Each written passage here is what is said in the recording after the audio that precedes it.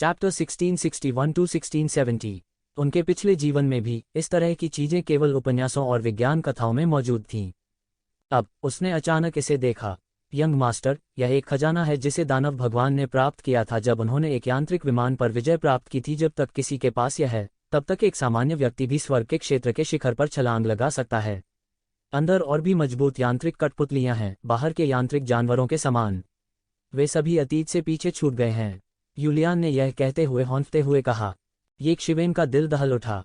इतना शक्तिशाली विमान बनाने में सक्षम दुनिया वास्तव में शैतान राजा द्वारा जीत ली गई थी, और ये विस्मयकारी हथियार केवल युद्ध की लूट थे और कुछ नहीं।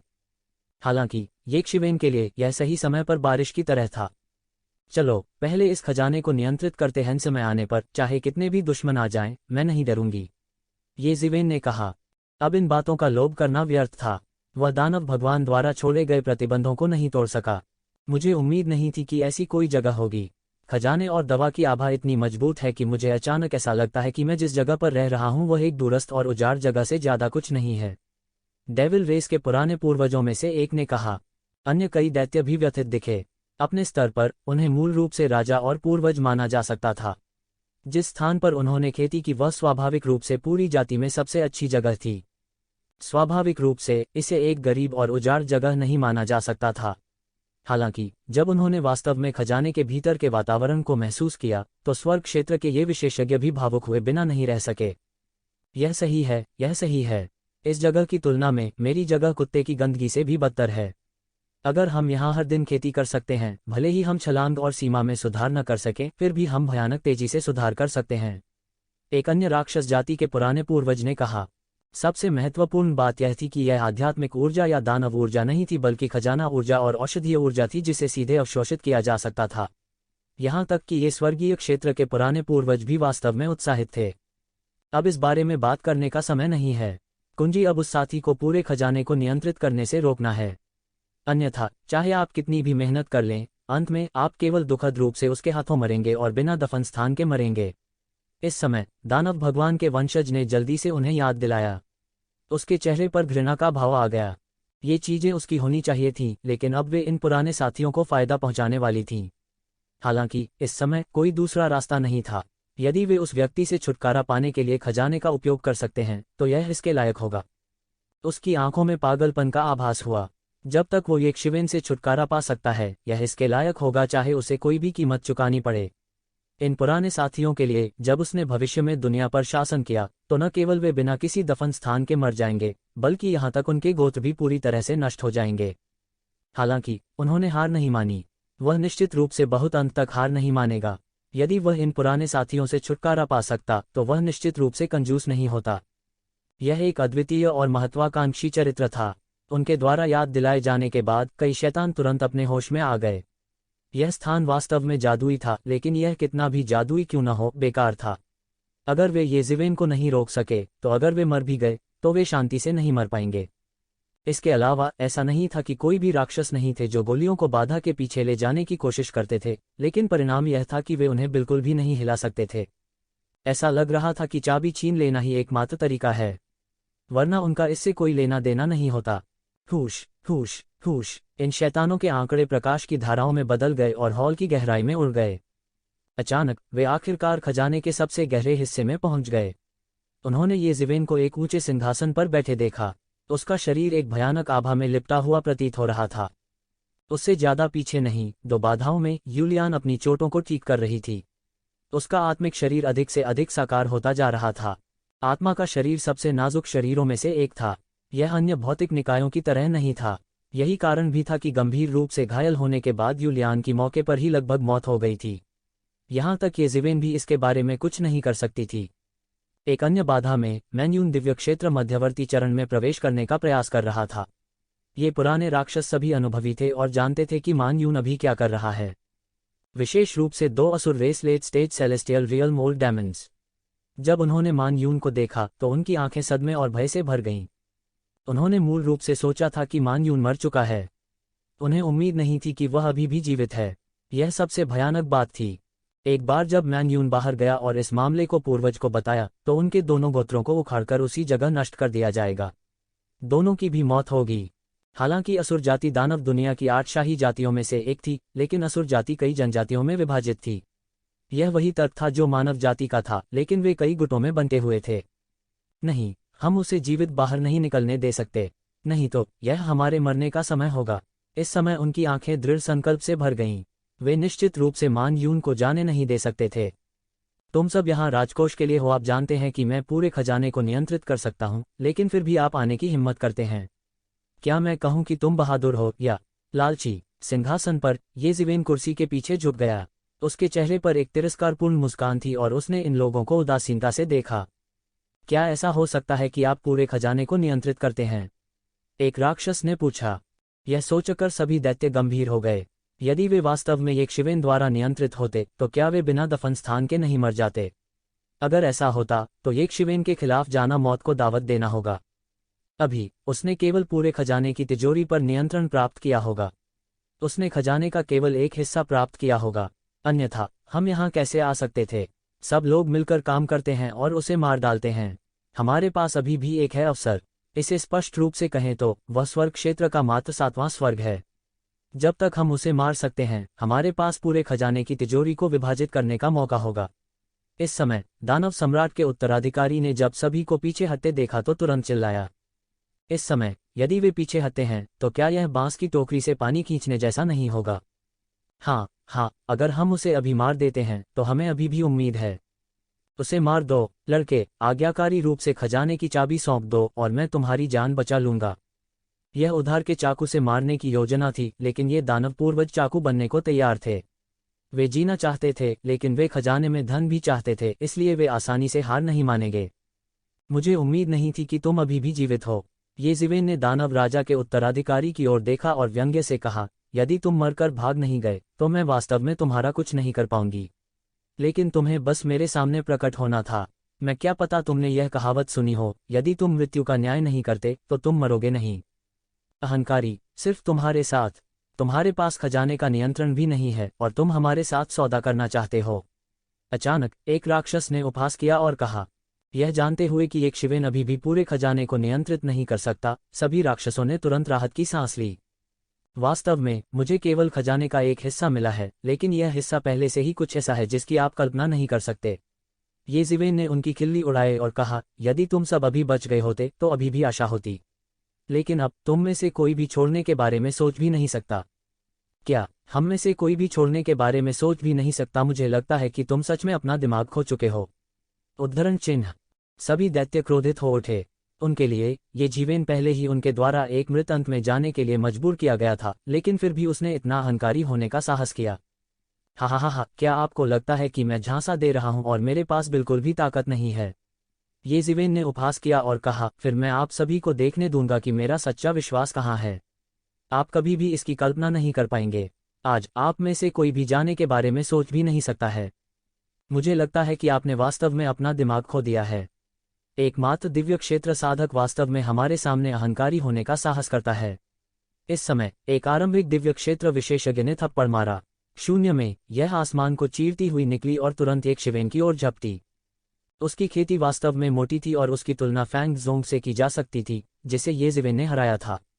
ताकत के मामले में वह निश्चित रूप से आरंभिक आकाशीय क्षेत्र के विशेषज्ञों पर हावी होने में सक्षम था। आप वास्तव में मुझ पर हमला करने की हिम्मत करते हैं। मुझे लगता है कि आप सभी को उसके द्वारा धोखा दिया गया है। क्या आप वास्तव में सोचते हैं कि मैं सिर्फ एक सामान्य आकाशीय क्षेत्र विशेषज्ञ हूं? येक्षिवेन ठंडी हंसी। उसने अपना हाथ खोला और प्रारंभिक अवस्था के दिव्य क्षेत्र विशेषज्ञ पर पटक दिया। मार्शल पथ के अनगिनत नियम भीतर चमक उठे और प्रारंभिक अवस्था दिव्य क्षेत्र विशेषज्ञ का हाथ हवा में फट गया। आरंभिक आकाशीय क्षेत्र का बूढ़ा दानव तुरंत दर्द से चीख उठा, क्योंकि उसकी पूरी बांह को येज़िवेन ने कुचल दिया था। उसकी आंखें सदमे से भर गईं और आखिरकार वह समझ गया कि उसने किस तरह के राक्षस को नाराज किया है। इस समय वे सभी पीछे हट गए और पास आने की हिम्मत नहीं की। यह आदान प्रदान उसे यह महसूस कराने के लिए पर्याप्त था कि उसके और येक्षिवेन के बीच कितना बड़ा अंतर था। लेकिन अगर वह जाना चाहता था तो येक्षिवेन ने उसे कोई मौका नहीं दिया। वह नीचे गिरा और तुरंत गायब हो गया। जब वह एक बार फिर प्रकट हुआ तो वह आरंभिक दिव्य क्षेत्र के पुराने पूर्वज के पीछे था और एक हथेली से नीचे गिरा। टकराना। पैट्रियार्क ने खून से लथपथ चीख निकाली क्योंकि उसका पूरा शरीर फट गया और खून की धुंध के बादल में बदल गया। एक चाल, एक आद्याक्षर को मारने के लिए सिर्फ एक चाल। आकाशीय क्षेत्र विशेषज्ञ। देखते ही देखते सभी चौंक गए। क्या यह वास्तव में स्वर्ग क्षेत्र विशेषज्ञ का सिर्फ 7वां आसमान था? उनमें से किसी ने भी स्वर्ग के दायरे के विशेषज्ञ सेवेंथ स्काई ऑफ हेवन का इतना क्रूर नहीं देखा था। वास्तव में हर किसी के आशावान होने का कारण यह था कि उन सभी ने महसूस किया कि यह स्वर्ग क्षेत्र का मात्र 7वां आकाश था। वह भाग्यशाली था, उनकी तुलना उनसे कैसे की जा सकती है? जब तक उन्होंने कोई चाल चली, भले ही वह एक पल के लिए ही क्यों न हो, वह उसे पूरी तरह से समाप्त करने के लिए पर्याप्त होगी। यहीं से उनका आत्मविश्वास आया था। स्वर्ग क्षेत्र का एक 7वां आकाश विशेषज्ञ उनकी दृष्टि में कुछ भी नहीं था। वह सिर्फ एक चींटी थी। हालांकि उन्होंने यह उम्मीद नहीं की थी कि जिस क्षण यह चींटी ऊपर आई, उसने उन्हें ताकत का प्रदर्शन दिया, और यह ताकत का सामान्य प्रदर्शन नहीं था। एक प्रारंभिक अवस्था स्वर्ग क्षेत्र विशेषज्ञ दानव दुनिया में भी एक प्रसिद्ध हस्ती था। हालांकि वह उनमें सबसे नीचे था, लेकिन वह निश्चित रूप से दानव दुनिया में एक बड़ी हस्ती था। अब जब उसे एक हथेली से थप्पड़ मारा गया था, तो वे चौंक कैसे नहीं सकते थे? भले ही वे जानते थे कि एक शिवेन की ताकत को दायरे से नहीं आंका जा सकता, उन्होंने एक शिवेन के इतने मजबूत होने की उम्मीद नहीं की थी। उसने ये शिवेन के साथ 2 बार आमने सामने लड़ाई नहीं की। अब जब उसने इसे देखा, ये शिवेन वास्तव में इस हद तक थामे हुए था। जाहिर तौर पर उनका आभामंडल पहले से कहीं ज्यादा मजबूत था। यह स्पष्ट था कि अभी अभी उसका संयोगवश सामना हुआ था। ऐसा शत्रु जितना बड़ा था, उतना ही भयानक भी था। कितना समय बीत चुका था और वह पहले ही ऐसा हो गया था। यदि उसे जारी रखने की अनुमति दी गई, तो भविष्य में स्थिति अकल्पनीय होगी। खासकर जब उसने पूरे खजाने के संसाधनों पर एकाधिकार कर लिया, तो यह और भी भयानक होगा। उस समय वह केवल भविष्य में उससे बच सकता था। जब सबकी आंखें फिर से चमक उठीं, तो ये शिवेन पहले ही अपने सिंहासन पर वापस आ चुकी थी। वह ऊपर था, सभी को ठंडे भाव से देख रहा था, एक वास्तविक भगवान की तरह। मुझे लगता है कि तुम मरने के लिए देख रहे हो। एकमात्र चरण 7 दिव्य हमसे इस तरह बात करने की हिम्मत करता है। इस समय शिखर आकाशीय क्षेत्र के पुराने पूर्वज ठंडेपन से हंसे और चिल्लाए। स्विश! उसी क्षण उनके हाथ में एक विशाल गदा प्रकट हो गई। यह एक छोटे से पहाड़ की तरह था और फिर ये शिवेन की ओर जमकर टूटा। यह तेज और अत्यावश्यक था, मानो ये शिवेन को छिपने का समय ही नहीं दे रहा था। डांग! तेज आवाज। ऐसा लगता था कि आकाश एक बड़ी दरार में टूट गया है और उसके हाथ में गदा वास्तव में अवरुद्ध हो गई थी। ये शिवेन के सामने 3 इंच रुक गया और भयानक हवा ने ये शिवेन के बालों को अस्त व्यस्त कर दिया। ये शिवेन की मुट्ठी ने गदा के सिर को अवरुद्ध कर दिया। गदा एक छोटी सी पहाड़ी की तरह थी, लेकिन वह उसकी मुट्ठी से पूरी तरह से अवरुद्ध थी। अतुलनीय रूप से तेज कीलें पूरी तरह से चपटी थीं और ये शिवेन की मुट्ठी पर वास्तव में एक धातु की चमक थी। इसके तुरंत बाद धातु की बनावट का एक स्पर्श उसकी मुट्ठी से फैल गया और तुरंत उसके पूरे शरीर को ढंक दिया, जिससे उसका पूरा शरीर ऐसा लगने लगा जैसे वह एक मेचा में बदल गया हो। यह सही है, यह वही तंत्र था जिसे उसने पहले देखा था। उन्होंने इसे परिष्कृत करने का अवसर लिया था। हालांकि वह अभी भी अपनी पूरी शक्ति प्रदर्शित नहीं कर सका, लेकिन यह पर्याप्त था। यह तंत्र पूरी तरह से उसके मांस और रक्त में एकीकृत हो गया था। यह क्या है? महान पूर्वज ने ये शिवेन को सदमे में देखा। वह समझ नहीं पा रहा था कि वह इतना धातु का आदमी कैसे बन गया। इसलिए मैंने अभी अभी कहा, यदि आप पहले बच गए होते तो आपके पास अभी भी समय होता। लेकिन अब तुम मर चुके हो। ये शिवेन की आवाज भी धातु की चमक में बदल गई। एक पल में उसने अचानक जमीन पर कदम रखा और उसका पूरा शरीर तेज सीटी की आवाज के साथ आसमान में फैल गया। उसका शरीर मौके पर ही गायब हो गया और जब वह फिर से प्रकट हुआ, तो वह पहले से ही विशालकाय दानव कबीले के महान पूर्वज के सामने था। बजना! जोर से खनखनाहट की आवाज के साथ येक्षिवेन के हाथ में एक लंबी तलवार दिखाई दी। तलवार के अनगिनत सिद्धांत लगातार उस पर मंडरा रहे थे और भयानक तलवार की रोशनी अनगिनत बार आच्छादित हो गई। ये शिवेन तुरंत विशालकाय दानव कबीले के महान पूर्वज के सामने गिर पड़ी। डांग! विशाल दानव कबीले के महान पूर्वज ने बहुत जल्दी प्रतिक्रिया व्यक्त की। उसकी पहाड़ी जैसी आकृति तुरंत कुछ दूर तक उड़ गई और फिर उसने विशाल गदा उठाई। डांग! गदा पर तलवार की रोशनी के करते ही एक और भयानक गर्जना हुई, जिससे क्यूई की आसमान को ढंकने वाली लहर आ गई। ऐसा लग रहा था मानो पूरा आसमान ही पलटने वाला हो। वह गदा, जिसे एक अज्ञात सामग्री से परिष्कृत किया गया था, वास्तव में टुकड़ों में टूट गई थी और उस पर दरारें दिखाई दीं। दैत्य दानव के शरीर को भी बार बार पीछे धकेला गया। कोई कल्पना कर सकता है कि उस तलवार की शक्ति कितनी महान थी। यह कैसे संभव है? यह बंदा अचानक इतना ताकतवर कैसे हो गया? वह परत क्या है? कौन सा कवच? मैंने इसे पहले कभी नहीं देखा। वह परत एक तंत्र है। यह कभी एक समृद्ध दुनिया थी और उस दुनिया के लोग इस तंत्र के लिए प्रसिद्ध थे। इस समय किसी जानकार ने इसे पहचान लिया। यह क्या है? यह वास्तव में इतना मजबूत है कि यह एक चरण 7 दिव्य क्षेत्र के बच्चे को वास्तव में पुराने भूत के हमले को वापस करने की अनुमति दे सकता है। हर कोई हैरान रह गया। यह ऐसा था मानो वे इस तंत्र की शक्ति से पूरी तरह से दंग रह गए हों। कोई बात नहीं, चलो पहले हमला करते हैं और उसे मार डालते हैं। हम पहले ही इतनी दूर आ चुके हैं। क्या आप चाहते हैं कि हम हार मान लें? इस समय एक और शिखर दिव्य क्षेत्र पुराना पूर्वज बोला। क्या तुमने सुना नहीं उसने क्या कहा? इस समय भले ही हम पीछे हटना चाहें, वह निश्चित रूप से हमें जाने नहीं देगा। हमला करो, उसे नष्ट करने के लिए मिलकर काम करें। हम उसे बताएंगे कि भले ही उसे खजाना मिल जाए, एक दिव्य क्षेत्र हमारे सामने सिर्फ एक दिव्य क्षेत्र है। उद्धरण चिन्ह।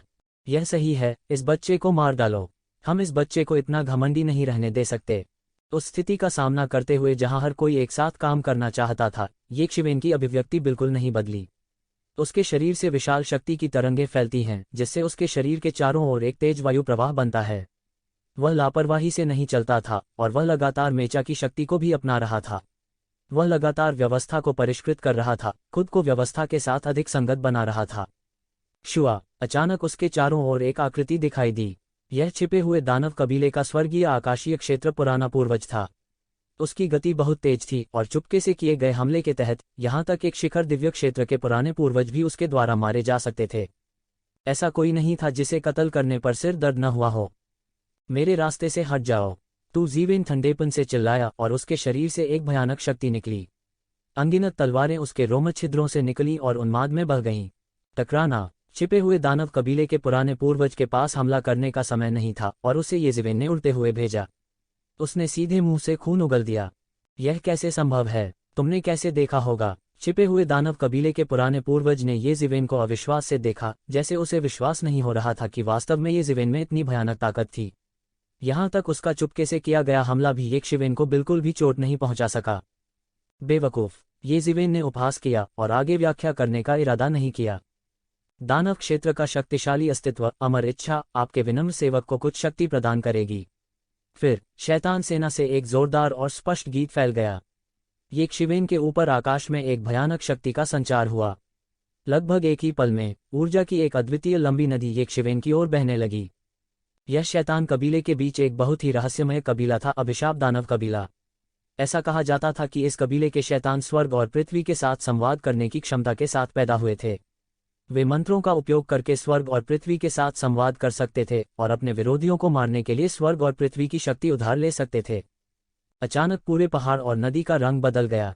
वह विकराल शक्ति गरज उठी और आकाश में उबल पड़ी। येशिवेन भी इस समय चली गई थी।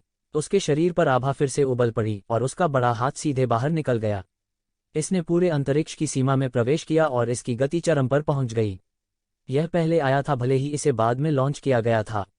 इसकी गति एक अविश्वसनीय डिग्री तक पहुंच गई थी। टकराना। ऊर्जा की पूरी लंबी नदी तुरंत अनगिनत चूर्ण में बदल गई। एक भयानक शक्ति कांप उठी, विशाल आकाश को नष्ट कर दिया और इसे अनगिनत पाउडर में बदल दिया। हम्फ, मरो, तू जीवेन ने इस समय उपहास किया और अपनी लंबी मुट्ठी उड़ा दी। यह अकल्पनीय शक्ति ले गया और अंतरिक्ष को पार कर गया और अभिशाप दानव कबीले के पुराने पूर्वज की ओर विस्फोट कर गया। बूम! श्राप दानव कबीले के पुराने पूर्वज बिल्कुल भी प्रतिक्रिया नहीं कर सके। उसका दुबला पतला शरीर मौके पर ही चकनाचूर हो गया। उसके पूरे शरीर पर दरारें पड़ गईं और खून के छींटे निकल आए। येजिवेन अभिशाप दानव कबीले के पुराने पूर्वज का पीछा करना और उसे मारना जारी रखना चाहती थी। इस समय अन्य लोग अब शांत नहीं बैठ सकते थे और उन्होंने येशिवेन पर हमला करना शुरू कर दिया। वे सभी देख सकते थे कि येशिवेन केवल साधारण उग्रता नहीं थी। आम लोग उससे बिल्कुल भी नहीं निपट पाएंगे। अगर वे सेना में शामिल हो जाते हैं तो ही यह संभव होगा। हुश! एक भयानक आवाज हवा में फैल गई। मूल दानव कबीले के पुराने पूर्वज, जो आकाशीय क्षेत्र के शिखर पर थे, अंतरिक्ष से टूट गए और सीधे येजिवेन के सामने प्रकट हुए। अंतहीन शक्ति दुर्घटनाग्रस्त हो गई और यह बहुत तेज थी। येशिवेन के सिर पर सबसे पहले चोट लगी थी। टकराना। एक अतुलनीय जोर से दहाड़ ध्वनि। इस हथेली को पहले येजिवेन ने रोका था। जोर की गर्जना अनंत ऊर्जा में फैल गई जो बह गई। उसी समय येशिवेन बिजली की तरह हिली। उसके दूसरे हाथ ने सीधे स्थान को पकड़ लिया और उसने सीधे मूल दानव कबीले के पुराने पूर्वज की हथेली पकड़ ली, जो स्वर्ग क्षेत्र के शिखर पर था। फिर उसने अचानक ताकत का इस्तेमाल किया और उसकी नसें बाहर निकल आईं। उसकी ताकत इतनी भयानक थी और मेचा की शक्ति के साथ वह बस सितारों को पकड़ सकता था।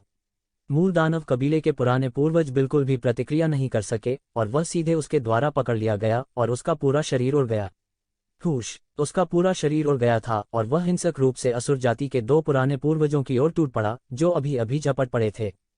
शुआ, वह उछाला गया और सीधे 2 शूरा जाति आकाशीय क्षेत्र के पुराने पूर्वजों में धराशायी हो गया जो ऊपर से उछल रहे थे। ये 2 स्वर्गीय क्षेत्र पुराने पूर्वज सबसे अधिक चिंतित थे। अगर वे इस बार ये जिवेन को नहीं मार सके तो वे मान यून को भी नहीं मार पाएंगे। तो यह उनके लिए एक आपदा होगी। उनकी पूरी नस्ल की मृत्यु की तुलना में खजाने ज्यादा नहीं थे। जबकि बाकी सभी लोग अपनी ताकत बचाए हुए थे, उनमें से केवल 2 ही ये जिवेन को सबसे ज्यादा मारना चाहते थे। उनके लिए मैन यून ये जिवेन के संरक्षण में था। अगर ये जिवेन नहीं मरती तो मैन यून निश्चित रूप से नहीं मरती। इसलिए उन दोनों ने पलक झपकते ही उस पर झपट्टा मार दिया था। वे दोनों एक साथ 6 घूंसे मारने वाले थे, लेकिन इससे पहले कि वे कुछ कर पाते, उन्होंने एक विशाल काली छाया को अपनी ओर आते देखा। पेंग पेंग, धातु के टकराने की 2 तेज आवाजें सुनाई दीं। उन दोनों को ये जिवेन की मूल दानव जाति के पुराने पूर्वज ने तोड़ दिया था। आह आह आह, तुरंत 3 चीखें निकलीं। 2 असुर नस्ल के पुराने पूर्वज 2 तोप के गोले की तरह थे। वे चिल्लाए और उड़ते हुए भेजे गए। उनके शरीर लगभग टुकड़े टुकड़े हो गए थे। ये शिवेन की ताकत इतनी मजबूत थी कि आखिरकार उन्होंने इसे स्पष्ट रूप से महसूस किया। उनके शरीर लगभग टुकड़े टुकड़े हो गए थे। इससे भी बुरी बात यह थी कि मूल दानव जाति के पुराने पूर्वज को ये जिवेन ने एक हथियार की तरह कुचल दिया था।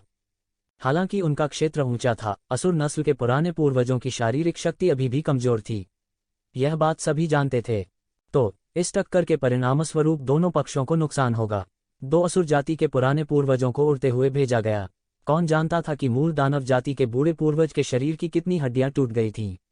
कुछ टूटी हुई हड्डियां उसकी त्वचा में घुस गईं और हर जगह खून फैल गया। यह अत्यंत दुखद था, लेकिन इस समय ये राक्षस इस वजह से नहीं रुके। ऐसा इसलिए था क्योंकि वे जानते थे कि वे एक शिवेन को हावी नहीं होने देंगे, अन्यथा वे वास्तव में बिना दफन स्थान के मर जाएंगे। यह जितना लंबा खींचेगा उतनी ही अधिक संभावना थी कि ये जिवेन पूरे खजाने को नियंत्रित करने में सक्षम होगी। इस समय भले ही वे पीछे हटना चाहें, लेकिन इतने कम समय में ऐसा करना असंभव था। इसलिए उनके पास कोई दूसरा रास्ता नहीं बचा था। इस समय वे केवल अपनी पूरी ताकत से लड़ सकते थे। यदि वे ये जिवेन को मार सकते हैं तो न केवल वे जीवित रह सकते हैं, बल्कि वे खजाने के घर को भी विभाजित कर सकते हैं। नहीं तो वे किसी भी तरह से मर जाएंगे। वे इस बात को लेकर बहुत स्पष्ट थे कि क्या चुनाव करना है। टकराना। ये जिवेन ने मूल दानव जाति के पुराने पूर्वज को एक भारी हथियार की तरह व्यवहार किया, इसे एक दिव्य क्षेत्र मध्य चरण के दानव जाति के पुराने पूर्वज की ओर धकेल दिया। बूम! यह मध्यवर्ती आकाशीय क्षेत्र दानव जाति का पुराना पूर्वज एक तोप के गोले की तरह था। जब वह जमीन में धंस गया, उसका पूरा शरीर जमीन में धंस गया और चकनाचूर हो गया। किसी को पता होना चाहिए कि वह पहले इस स्थान पर 5 तत्वों के पत्थर को हिला भी नहीं सकता था, लेकिन अब उसमें दरार आ गई है। कोई भी अंदाजा लगा सकता है कि उसने कितनी ताकत का इस्तेमाल किया होगा। यह व्यक्ति और भी बुरा था। उसकी हड्डियां सीधे तोड़ दी गई थीं और उसकी मौके पर ही मौत हो गई थी। ये जिवेन के सामने दानव जाति का मध्यवर्ती दिव्य क्षेत्र दानव पूर्वज बहुत कमजोर था। 100 मिलियन, यह 1 और 100 मिलियन है। ये जिवेन ने अपने दिल में गणना की। इस तंत्र की शक्ति का उपयोग करने में सक्षम होने के लिए स्वाभाविक रूप से एक मूल्य आया। यह मेचा साधारण कवच प्रकार के जादुई खजाने से अलग था। इसे संचालित करने के लिए सभी प्रकार की ऊर्जा की आवश्यकता होती है। ये जिवेन ने वास्तव में इस क्रिया को करने से वास्तव में 100 मिलियन से अधिक स्पिरिट क्रिस्टल का उपयोग किया।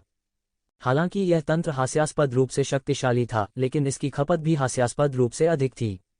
यदि यह एक सामान्य व्यक्ति होता तो वे पूरी तरह से टूट जाने से पहले लंबे समय तक इसका उपयोग नहीं कर पाते। वे दुनिया में अजेय होने के लिए इस तंत्र पर भरोसा करने के बारे में सोच भी नहीं सकते थे। हालांकि दानव राजा स्वाभाविक रूप से इसे पीछे छोड़ने के लिए अपने विचार रखता था। यदि वह पूरे खजाने को प्राप्त कर सकता है तो स्वाभाविक रूप से उसके पास स्पिरिट क्रिस्टल की कमी नहीं होगी।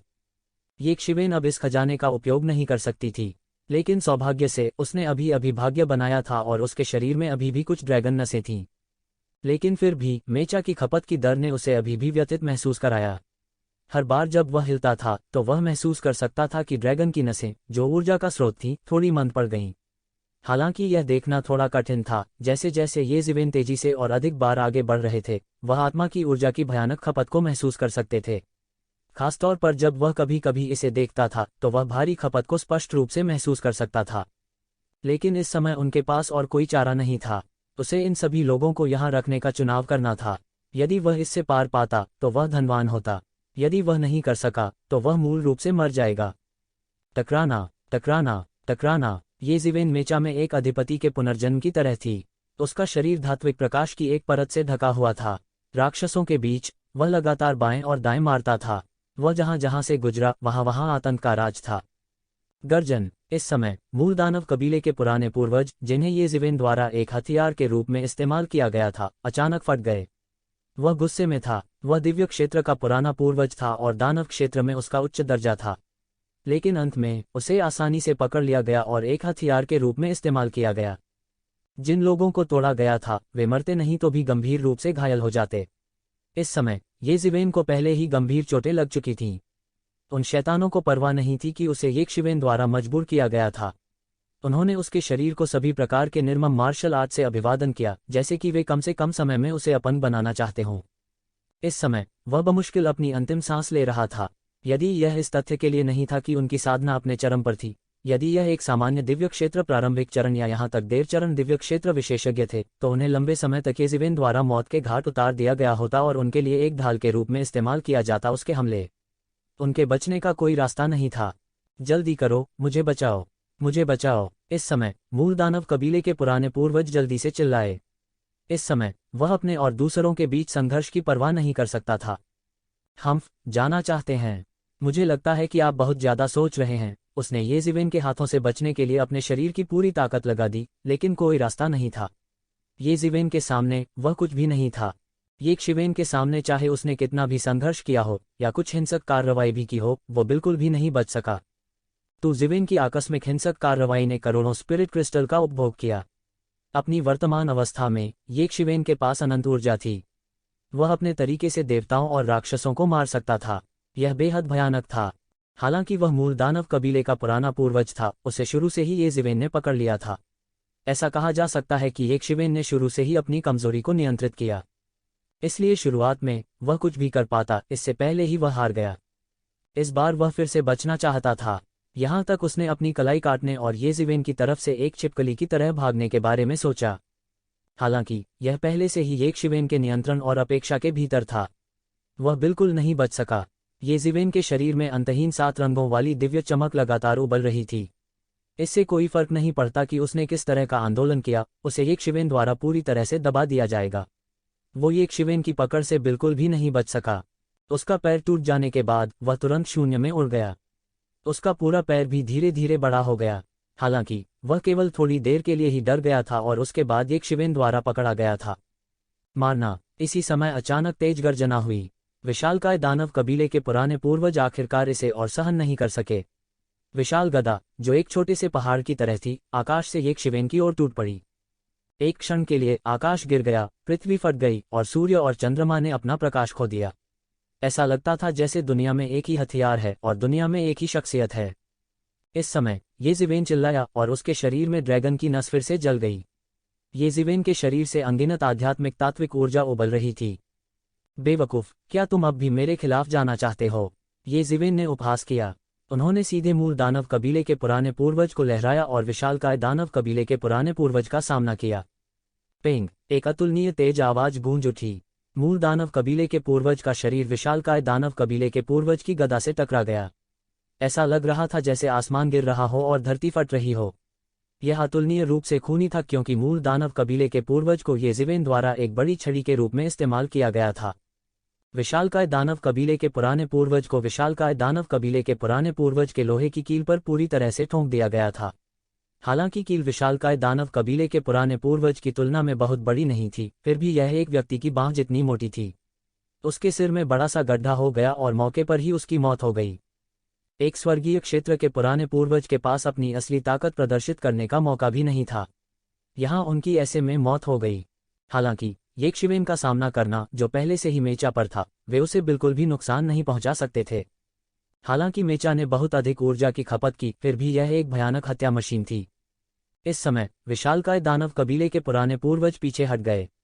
वह विशालकाय दानव कबीले के पुराने पूर्वज के पुराने पूर्वज के पुराने पूर्वज के पुराने पूर्वज को पकड़ नहीं सका। वह अब वुल्फ टूथ गदा को धारण नहीं कर सकता था। उसकी हथेलियां, जो विशालकाय दानव कबीले के पुराने पूर्वज को पीछे हटने के लिए मजबूर कर रही थीं। वह विशालकाय दानव कबीले के पुराने पूर्वज के पुराने पूर्वज के पुराने पूर्वज के पुराने पूर्वज के पुराने पूर्वज को पकड़ नहीं सका।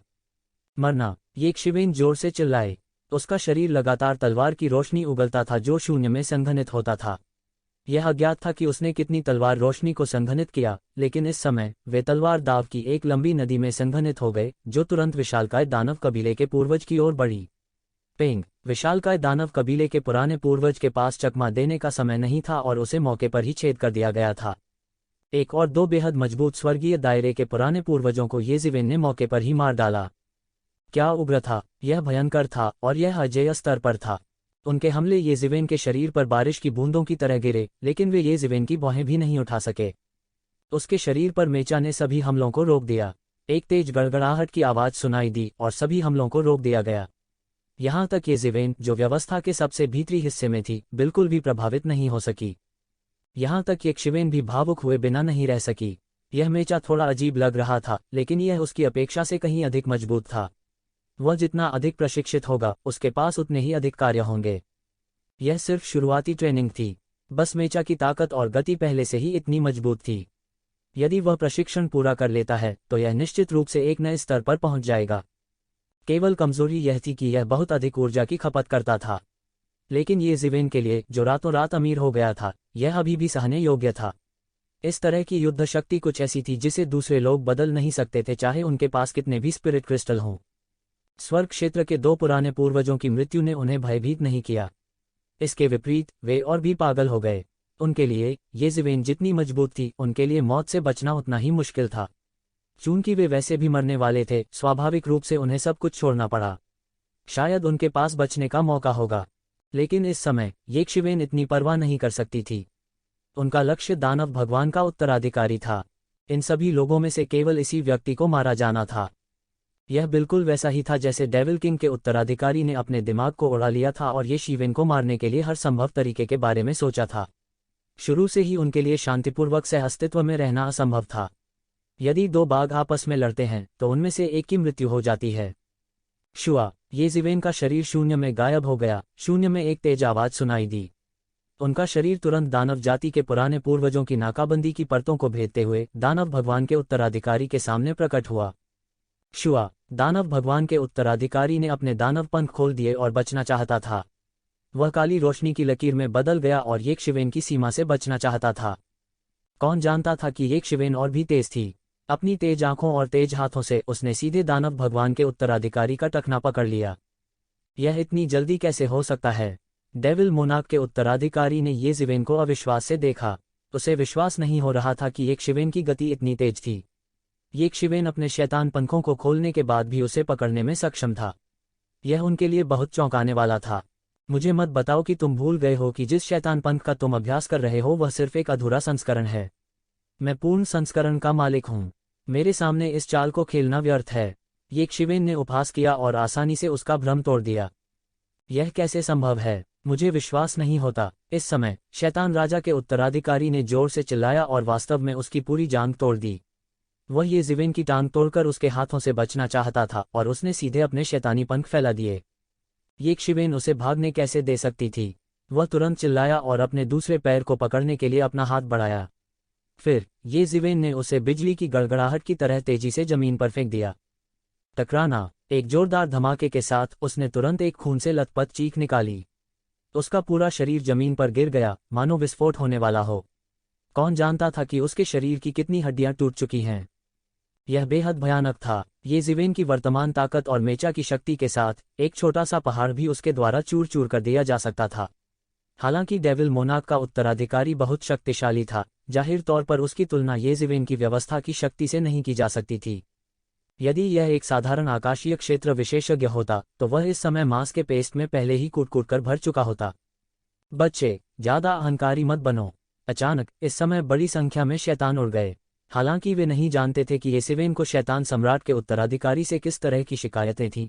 वे एक बात भी समझ गए थे, और वह यह थी कि येजिवेन को वह हासिल करने की अनुमति नहीं दी जानी चाहिए जो वह हासिल करना चाहता था।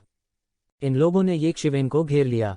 येजिवेन की ताकत और तंत्र के साथ भले ही वह उन्हें हरा सकता था, उसके लिए उन सभी को एक पल में नष्ट करना असंभव था। आखिरकार ये शैतानी क्षेत्र के प्रसिद्ध पूर्वज थे। उनमें से प्रत्येक एक बहुत शक्तिशाली अस्तित्व था और इससे निपटना इतना आसान नहीं था। इस समय डेविल मोनार्क के उत्तराधिकारी ने बिल्कुल भी संकोच नहीं किया। जब ये जिवेन को पकड़ा जा रहा था, उसने तुरंत अपने राक्षसी पंख फैलाए और सीधे शैतानों को धोखा देते हुए हॉल से बाहर निकल गया। बेशक इस समय शैतान उसे कोसने की परवाह नहीं कर सकते थे, क्योंकि इस समय ये जिवेन, जिसने देखा कि शैतान सम्राट का उत्तराधिकारी भागने वाला था, पूरी तरह से क्रोध की स्थिति में था। यदि वह इस अवसर से चूक गया तो वह नहीं जानता कि वह उसे फिर से कब मार पाएगा। मेरे रास्ते से हट जाओ, ये जिवेन चिल्लाया और सीधे तौर पर एक पुराने आकाशीय क्षेत्र के विशेषज्ञ को उसके सामने एक हथेली से मार डाला। ये शिवेन के सामने वो बिल्कुल भी पलटवार नहीं कर सका। सीधे एक हथेली से किसी को मारने के लिए किसी उत्तम मार्शल आर्ट की आवश्यकता नहीं थी, इसे बड़ी ताकत के साथ किया जा सकता था। फाड़ना, जोर से फटने की आवाज हुई और फिर एक बड़ी काली छाया बह गई। यह राक्षसी जानवरों का पूर्वज था। कौन जानता है कि यह कितने वर्षों तक जीवित रहा और इसकी खेती अतुलनीय रूप से गहरी थी। इन राक्षसी जानवरों का जीवनकाल दानव जाति की तुलना में बहुत अधिक था, इसलिए एक ही दायरे में ये राक्षसी जानवर सामान्य राक्षसों की तुलना में बहुत अधिक शक्तिशाली थे। एक अतुलनीय रूप से विशाल राक्षसी पंजा हवा से ये शिवेन की ओर खींचा।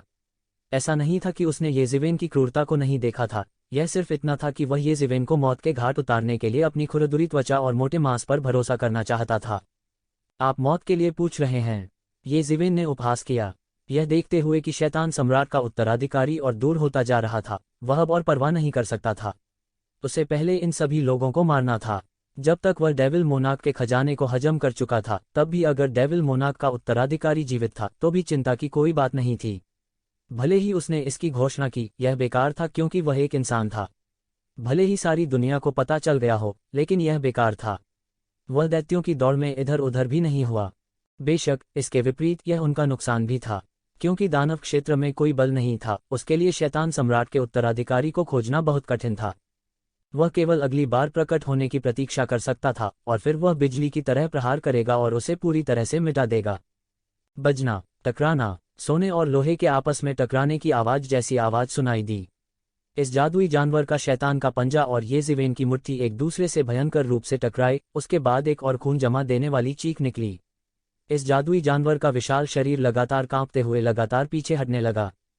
ताकत के टकराव में ये जिवेन द्वारा पूरी तरह से हार गया था। पूरा राक्षसी पंजा पूरी तरह से टूट गया था और हड्डियां जो धातु से भी सख्त थीं, कंपन में पूरी तरह से टूट गईं। मरना, ये जिवेन ने अपने हाथ खोल दिए और अनगिनत तलवारें उसके हाथों में एक विशाल प्रकाश तलवार में संघनित हो गईं।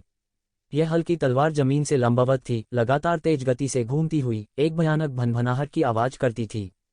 अचानक हल्की तलवार सीधे उड़ गई, जैसे उड़ता हुआ अजगर तुरंत आकाश में उड़ गया और सीधे इस राक्षसी जानवर की ओर चला गया। इस समय ये जिवेन की हत्या से राक्षसी जानवर पहले से ही भयभीत थे। वे सभी दिशाओं में बिखर गए, ये जिवेन का सामना करने की हिम्मत नहीं कर रहे थे। उसे बचाने कोई नहीं गया। अगर कोई न होता तो भी उसे कोई नहीं बचाता। इस समय ये शिवेन को मारने का अवसर लेना सही काम था। टकराना, यह तलवार सीधे इस राक्षसी जानवर के सिर से पूंछ तक एक पल में घुस गई। ये जिवेन की तलवार की रोशनी में एक अद्वितीय गति थी, बेहद भयानक।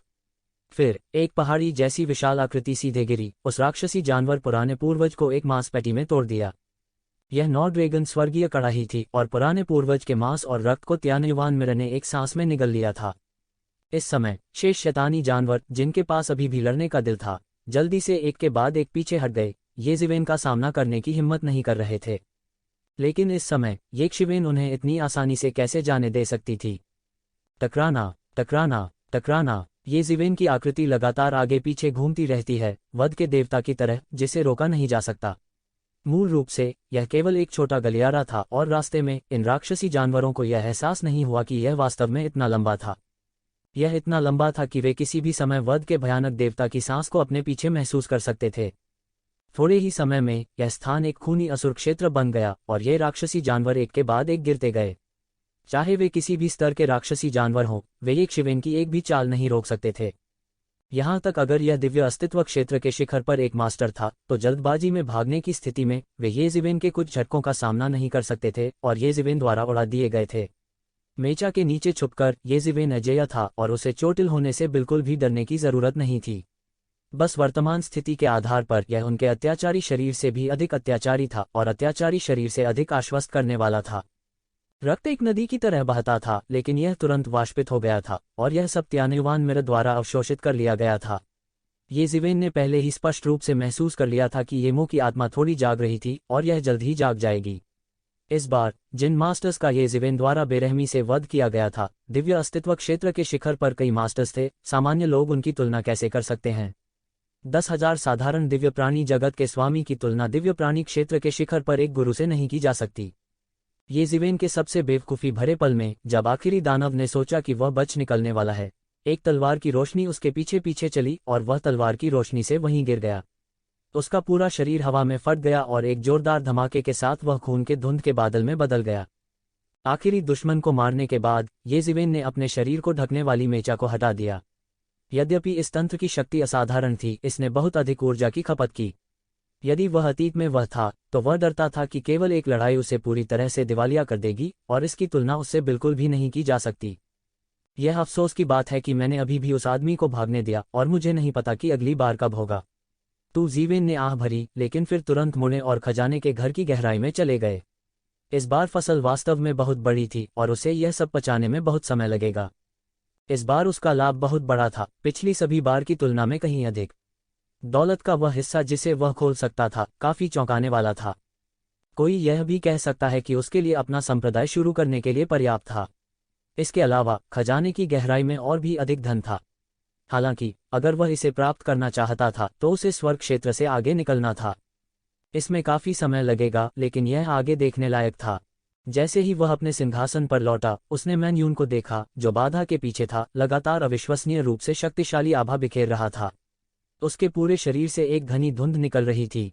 वह घने कोहरे में एक परी की तरह थी, जो लगातार एक शक्तिशाली आभा बिखेर रही थी। यदि वे दानव भगवान के खजाने में नहीं होते, तो वे आकाश को रंग बदलने का कारण बनते। जब कोई स्वर्गलोक में पहुंचता है तो उनकी हर क्रिया से आकाश बदल सकता है, और वे अत्यंत शक्तिशाली थे।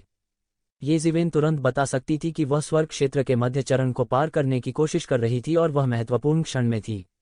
जैसा कि अपेक्षित था, उसके पीछे सभी प्रकार की घटनाएं बनने लगीं। उसके पीछे एक शक्तिशाली असुर प्रेत पहरा देता था। धीरे धीरे इसने स्वर्ग के राजा की आभा बिखेर दी। उसका हर कदम बड़ी ताकत से भरा हुआ था। यह शूरा जाति, शूरा दानव भगवान का पूर्वज था। वह एक मजबूत अस्तित्व था जिसने कभी दानव दुनिया पर राज किया था। वह दुनिया के सबसे मजबूत में से एक हुआ करते थे। असुर जनजाति के कई कौशल इस असुर दानव राजा से संबंधित थे। जो कोई भी असुर दानव राजा की अधिक छायाओं को संघनित कर सकता है, वह असुर जनजाति के अधिक शक्तिशाली मार्शल आर्ट कौशल का प्रदर्शन करने में सक्षम होगा। यह एक ऐसा शख्स था जिसने पूरी दुनिया को अपने आगे घुटने टेक दिए।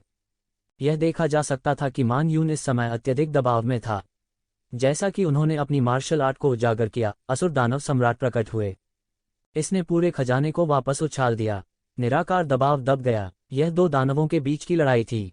जैसा कि कहा जाता है, दो बाघ एक ही पहाड़ को साझा नहीं कर सकते। ऐसे समय में वे एक और दानव भगवान के उत्तराधिकारी को यहां से कैसे निकलने दे सकते हैं। हालांकि ये शिवेन ने कोई मदद नहीं की। वह बता सकता था कि मान यून को जितना अधिक दबाव का सामना करना पड़ेगा, उससे निकलने के बाद वह उतनी ही मजबूत होगी।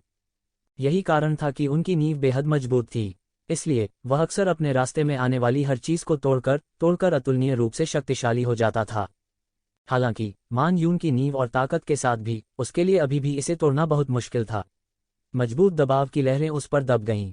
उसका छोटा शरीर चरमरा रहा था और उसके शरीर में भयानक शक्ति उबल रही थी। वह चिल्लाए बिना नहीं रह सकी। उसके पीछे शूरा की छाया और भी अधिक सघन हो गई। वह बहुत ही जिद्दी किस्म की इंसान थी।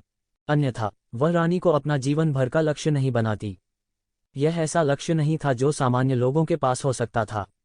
दानवों की दुनिया में भी कुछ ही प्रतिभाशाली और साहसी लोगों ने दानव भगवान को अपने लक्ष्य के रूप में स्थापित करने का साहस किया।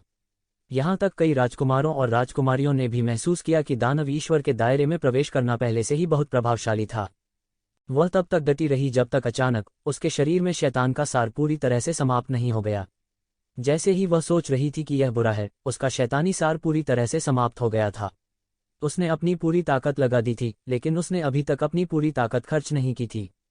अच्छा नहीं, क्या मैं इस बार असफल होने जा रहा हूँ? वह मदद नहीं कर सकती थी, लेकिन थोड़ा कड़वा महसूस कर रही थी। उसने देखा कि ऊर्जा का एक प्रवाह अचानक एक रहस्यमय शक्ति द्वारा नियंत्रित किया जा रहा है, और एक धमाके के साथ यह उसके शरीर में गिर गया। सामने देखते ही वह थोड़ा चौंक गई। जिस व्यक्ति ने यह कदम उठाया था वह ये जिवेन था। जिवेन ने प्रतिबंधों में से एक को खोल दिया था। उनके नियंत्रण में अमृत ऊर्जा में बदल गया जिसने आकाश को भर दिया। फिर यह सीधे उसके शरीर में गिर गया।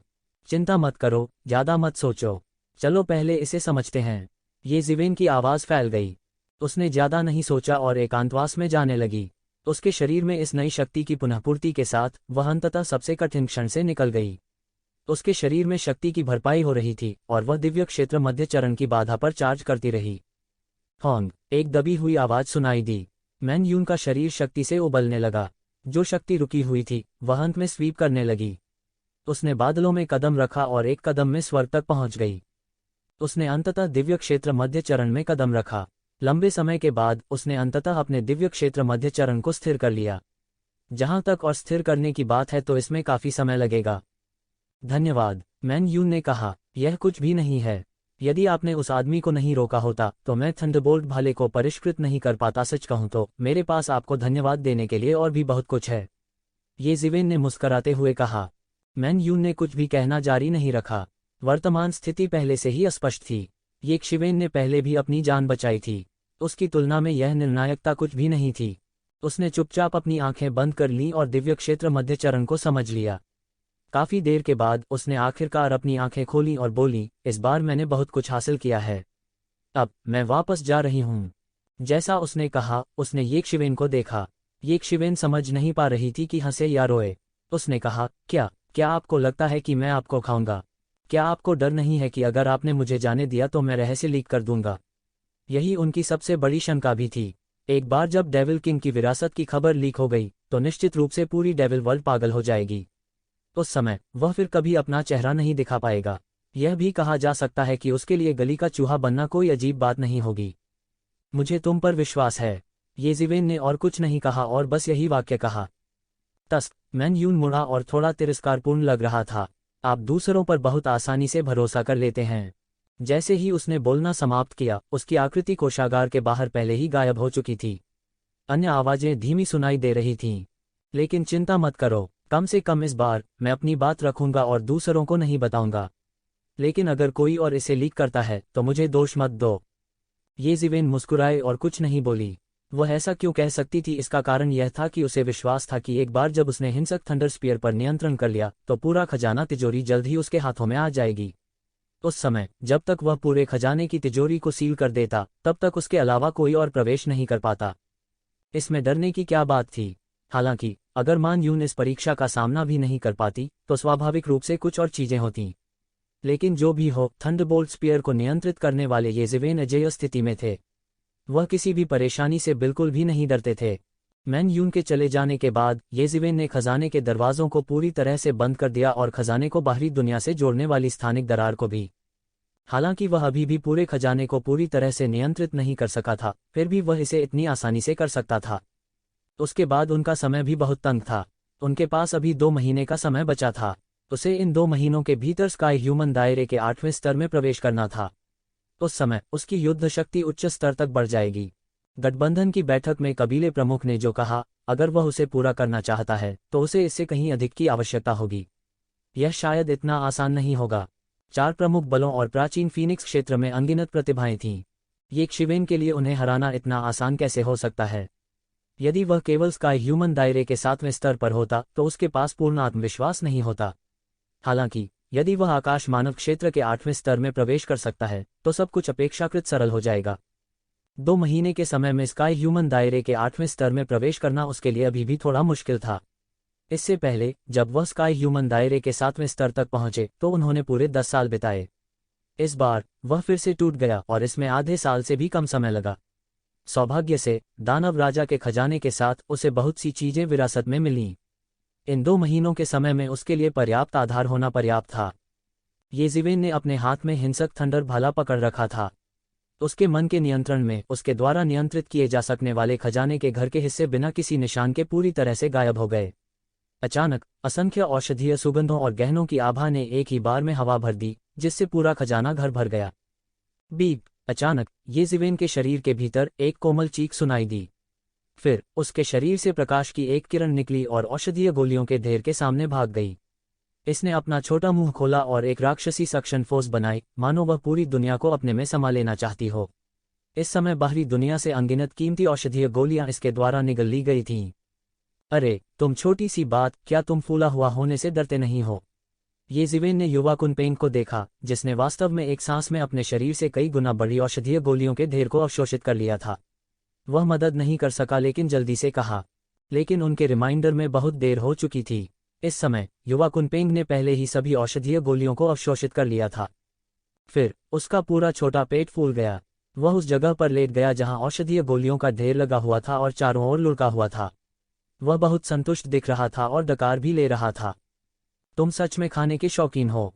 ये शिवेन छोटी सी चीज को देख रही थी, समझ नहीं पा रही थी कि हंसे या रोएं। उसे उम्मीद नहीं थी कि यह छोटी सी चीज वास्तव में सभी औषधीय गोलियों को निगल जाएगी। इससे वह थोड़ा अवाक रह गया।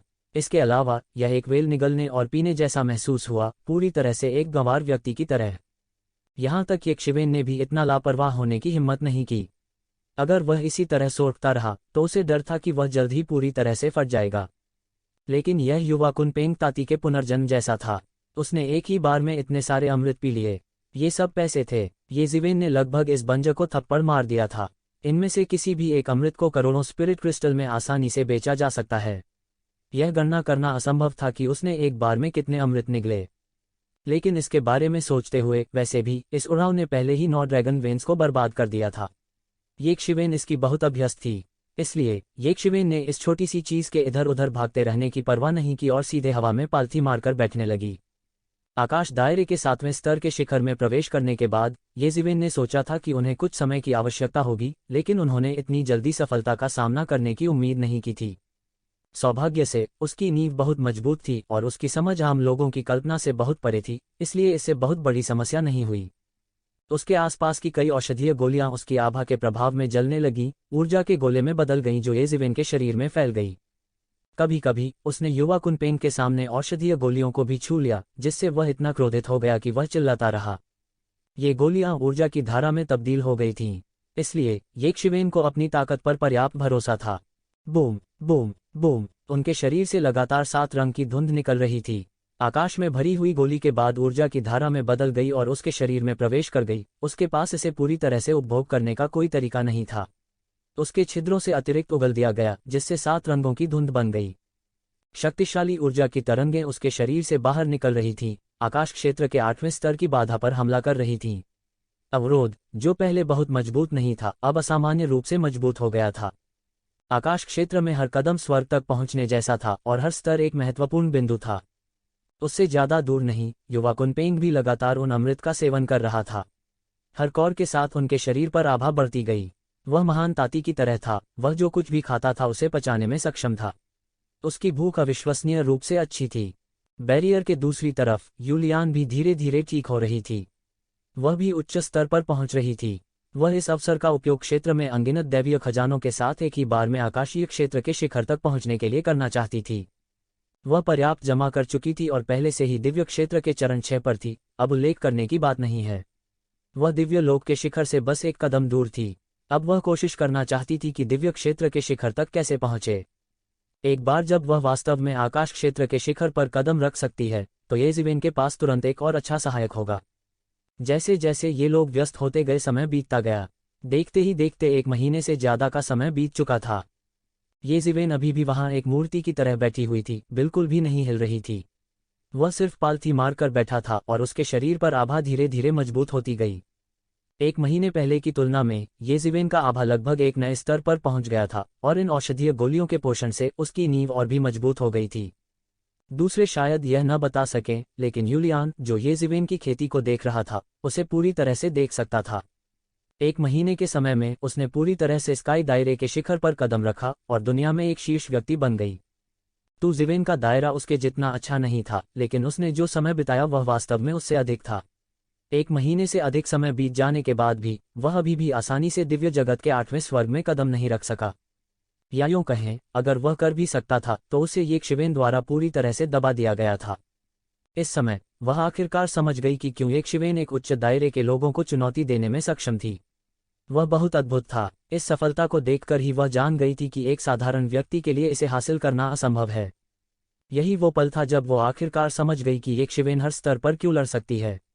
बस इस सफलता को देखते हुए यह कुछ ऐसा नहीं था जो सामान्य लोगों के पास हो सकता था, और उससे ज्यादा दूर नहीं था। वह कुनपेंग एक बार फिर से कराहते हुए एक गोल पेट के साथ वहीं लेटा हुआ था। इस महीने में यह पहली बार नहीं था जब उसने ऐसा दृश्य देखा। हर बार उसने अपच के डर से नहीं, औषधीय गोलियों का एक गुच्छा निगल लिया। वह ताती के पुनर्जन्म जैसा दिखता था। अगर कोई आम इंसान होता तो उन्हें ये चीज़ पूरी तरह से खा जाती। केवल ये ज़िवेन, जिसने अभी अभी दानव राजा का खजाना प्राप्त किया था, उसे उसकी इच्छा के अनुसार करने दे सकती थी। पूरे खजाने में अनगिनत खजाने थे। ये ज़िवेन की वर्तमान उपभोग गति के साथ, भले ही यह दूसरों के लिए एक ब्लैक होल था, फिर भी वह इसका पूरा उपयोग नहीं कर सका। लेकिन जब उन्होंने स्काई दायरे में कदम रखा तो खपत की यह गति पहले से ही शहर के उत्तरी हिस्से की वृद्धि थी, लेकिन यह अभी भी इस कुनपेंग को खिलाने के लिए पर्याप्त थी। इसके विपरीत यह कुनपेंग वास्तव में इतने कम समय में एक ही बार में मूल पारलौकिक क्षेत्र से आकाश क्षेत्र में चला गया। हालांकि यह स्काई रियल्म का केवल पहला स्तर था, यह पहले से ही बहुत चौंकाने वाला था। केवल 1 महीने के समय में यह एक ही बार में पारलौकिक क्षेत्र से आकाश क्षेत्र में चला गया। कुनपेंग की भूख के साथ यह पूरी तरह से कल्पना की जा सकती थी कि इसने एक बार में कितने संसाधनों को निगल लिया था। यह पहले से ही काफी चौंकाने वाला था। यदि यह एक सामान्य व्यक्ति होता, भले ही उनके पास ये संसाधन होते, तो वे उन्हें इतनी बेरहमी से अवशोषित करने की हिम्मत नहीं करते। कम से कम ये ज़िवेन की काया के साथ, अगर उसने 1 महीने में इतना कुछ आत्मसात कर लिया, तो वह पूरी तरह से जीने से थक जाएगा। यह पहले से ही बहुत अच्छा माना जाएगा यदि वह मौके पर ही नहीं फटा। हालांकि इस छोटे लड़के की शक्ल देखकर यह स्पष्ट था कि यह अभी तक संतुष्ट नहीं था। यह ऐसा था जैसे इसका कोई अंत नहीं था और यह निगलता रह सकता था। ये ज़िवेन के शब्दों में यह सूअर की तरह जी रहा था। लेकिन भले ही यह एक सूअर की तरह रहता हो, फिर भी यह 1 महीने के भीतर पारलौकिक क्षेत्र से आकाश क्षेत्र में प्रवेश कर सकता है। जैसा कि कहा जाता है, दूसरों से अपनी तुलना करने से केवल एक ही क्रोधित होता है। ये ज़िवेन ने 200 से अधिक वर्षों का अनुभव किया था, अपने दिमाग को चकमा दिया था और अंत में कई कठिनाइयों से गुजरने के बाद आकाश क्षेत्र में प्रवेश किया। अंत में इस छोटे से आदमी ने सिर्फ 1 महीने में सूअर की तरह पकड़ लिया। उपहार में दिए जाने का क्या मतलब था? यह उपहार में दिया गया था। भले ही यूलियान इतने सालों तक जीवित रही थी, उसने कभी भी इतना शक्तिशाली वंश नहीं देखा था। कोई आश्चर्य नहीं कि कुनपेंग को दुनिया के शीर्ष 10 शातिर जानवरों में से एक के रूप में स्थान दिया जा सकता है। वह देवताओं को भी अपनी दृष्टि में नहीं रखता था और उसके पूर्वज को दुनिया के सभी जानवरों के स्वामी के रूप में भी स्थान दिया गया था। ऐसे राक्षस की तुलना में आम लोगों के पास इससे निपटने का कोई उपाय नहीं था। Beep beep beep. छोटा आदमी जमीन पर लुढ़क गया। ऐसा लग रहा था जैसे उसने बहुत ज्यादा खा लिया हो, जिससे यूलियान के दांतों में खुजली होने लगी। उसने इतने सालों तक अपनी मन स्थिति की खेती की थी, लेकिन ऐसा लगता था कि यहाँ पूरी तरह मजाक बन गया है। वह इस छोटे से लड़के के सामने खुद को नियंत्रित नहीं कर सकी और अपने दिल में कोसने से खुद को रोक नहीं सकी। ज्यादा खाने से मरो, ज्यादा खाने से मर जाएं तो अच्छा है। यह कमीना, यदि तुम बहुत अधिक नहीं खाते हो तो तुम उनके योग्य कैसे हो सकते हो जिन्होंने इतनी मेहनत से खेती की है। लेकिन जाहिर है स्वर्ग ने उसकी प्रार्थना नहीं सुनी। हालांकि यह छोटा लड़का बहुत असहज नजर से इधर उधर लुढ़कता रहा, लेकिन जाहिर तौर पर ऐसा नहीं लग रहा था कि वह बहुत ज्यादा खाने से मरने वाला है। इसके विपरीत उसके पूरे शरीर पर पंख अधिक चमकदार हो गए और वह लगातार रंगीन धुंध उगलता रहा। वह पूरी तरह से उड़ाव की तरह लग रहा था जो अंत तक अच्छी चीजों को बर्बाद कर रहा था। इसने यूलियान को पूरी तरह से अवाक कर दिया। हालांकि जब उसने इस छोटी सी चीज के मालिक को देखा तो उसने देखा कि वह बेहतर नहीं था। उनका पूरा शरीर प्रकाश की 7 रंगों वाली किरणों को उत्सर्जित करते हुए अमृत से ऊर्जा को लगातार अवशोषित कर रहा था। वह पूरी तरह से उड़ाव पुत्र की तरह था। वह केवल भावना के साथ आहें भर सकती थी, मास्टर की तरह, स्पिरिट पेट की तरह। ये दोनों बस एक ही सांचे में उकेरे गए कमीने थे। हालांकि अंतर यह था कि ये ज़िवेन जानती थी कि उसका व्यवहार खर्चीला था, लेकिन वह केवल अपने दांत पीसकर जारी रख सकता था। यदि इन चीजों को ताकत में नहीं बदला गया होता तो यह वास्तव में पूरी तरह से बर्बादी होती। और इस छोटे से लड़के को कुछ भी महसूस नहीं हुआ। यहाँ तक अगर उसे ड्रैगन की नस दी भी जाती तो वह एक घूंट में यह सब निगलने की हिम्मत करता। उन्होंने अपनी समस्या पर बिल्कुल ध्यान नहीं दिया। बूम! अचानक ये ज़िवेन का शरीर, जो लंबे समय से हिल नहीं रहा था, अचानक हिलने लगा। उसके शरीर से चटकने की आवाज आई और अधिक रंगीन रोशनी निकली। उसके सिर के ऊपर से लगातार सफेद धुआं निकल रहा था। मूल रूप से स्थिर आभा भी लगातार फूटने लगी, एक घेरे में सभी दिशाओं में फैल गई। उसके पीछे मिंगक्सिन प्राचीन वृक्ष प्रत्यक्ष रूप से प्रकट हुआ। प्राचीन देवताओं के धर्मग्रंथ में एक अन्य देवता प्रकट हुए और इसने हृदय सूत्र का निरंतर जाप करना शुरू कर दिया। प्रत्येक शब्द में महान सिद्धांत और महान शक्ति थी। उसके शरीर के चारों ओर असंख्य नियम प्रकट होने लगे और उसके चारों ओर प्रकट होने लगे। वे ऊपर और नीचे उठे, लगातार संघनित और पुनर्जीवित होते रहे। दृश्य असामान्य रूप से चौंकाने वाला था, स्वर्ग क्षेत्र के कई विशेषज्ञों से भी ज्यादा चौंकाने वाला। यूलियान की नज़र में उसके चारों ओर संघनित होने वाले कानून स्वर्ग क्षेत्र के कई विशेषज्ञों की तुलना में अधिक मोटे और शानदार थे। स्वर्ग क्षेत्र के उन विशेषज्ञों का उल्लेख तो दूर, वे तुलना ही नहीं कर सकते थे। यही असली कारण था कि क्यों येज़िवेन स्वर्ग क्षेत्र के विशेषज्ञों के खिलाफ लड़ सकी। यदि यह कोई साधारण व्यक्ति होता तो वे इतनी मजबूत नींव नहीं रख पाते। यह बहुत सारे संसाधनों को बर्बाद कर देगा। यदि यह संभव होता तो क्या स्वर्ग के क्षेत्र में सीधे आगे बढ़ना अधिक सुविधाजनक नहीं होता? केवल येज़िवेन जैसा कोई व्यक्ति जिसके पास इतने सारे संसाधन थे और जिसके पास थोड़े समय में अपनी युद्ध शक्ति को बढ़ाने की वास्तविक आवश्यकता थी, वह इस तरह की अपरंपरागत कार्रवाई करेगा। Boom boom boom. येज़िवेन के शरीर पर आभा अभी भी हलकों में फैल रही थी, लगातार मजबूत हो रही थी। यह ऐसा था मानो पिछला सारा संचय इसी क्षण युद्ध शक्ति में बदल जाने वाला था। यह एक पल के लिए भी नहीं रुका और लगातार फूटने लगा। गड़गड़ाहट गड़गड़ाहट के विस्फोटों की एक श्रृंखला गूंज उठी और येज़िवेन का शरीर अंततः पूरी तरह से फट गया। एक जोरदार धक्का ने आपको लियान और छोटे कुनपेंग को बहुत दूर धकेल दिया। छोटे कुनपेंग को, जो पहले से ही थोड़ा भरा हुआ था, असंतोष में रोने के लिए मजबूर किया। लेकिन कोई दूसरा रास्ता नहीं था। वर्तमान येज़िवेन का आभा अत्यंत भयानक स्तर तक पहुंच गया था और जो तूफान आया वह एक पर्वत श्रृंखला को नष्ट कर सकता था। बूम। उसकी आभा अंत में चरम पर पहुंच गई और टूटने के बाद मक्खन के माध्यम से गर्म चाकू की तरह बह गई। येज़िवेन ने भी धीरे से अपनी आंखें खोलीं। स्वर्ग के 8वें स्वर्ग दायरे। उसने आखिरकार इस स्तर पर कदम रखा था और उसके शरीर में एक मजबूत शक्ति लगातार बढ़ रही थी। यह अभूतपूर्व रूप से मजबूत था और पहले की तुलना में ऐसा था जैसे वह उसी दायरे में नहीं था। दिव्य सत्ता के 8वें स्तर में कदम रखना उसके लिए अभी भी बहुत आसान था। हालांकि सबसे कठिन काम था तोड़ते समय अपनी युद्ध शक्ति को बढ़ाना। यही वजह है कि उन्होंने एक बार में ही 1 महीने से ज्यादा का समय निकाल लिया था। सौभाग्य से उसने इस दानव भगवान के खजाने को प्राप्त कर लिया था। उसने अपने दायरे को मजबूत करने और अपनी ताकत बढ़ाने के लिए बहुत सारी गोलियां भी प्राप्त की थीं, वरना ऐसा करना उसके लिए नामुमकिन होता। उसने अपनी आंखें खोली और लिटिल कुनपेंग को देखा जो लगातार किनारे पर चिल्ला रहा था। वह मुस्कुराए बिना नहीं रह सका। हालांकि इस समय छोटा कुनपेंग लगातार चिल्ला रहा था, लेकिन उसके दिल की गहराई से येज़िवेन के साथ घनिष्ठता की भावना थी। वह दिल से हंसे और अपना हाथ लहराया। एक और भी बड़ा तूफान बह गया। वह छो चीज और भी दूर उड़ गई, पूरी तरह लुढ़क गई।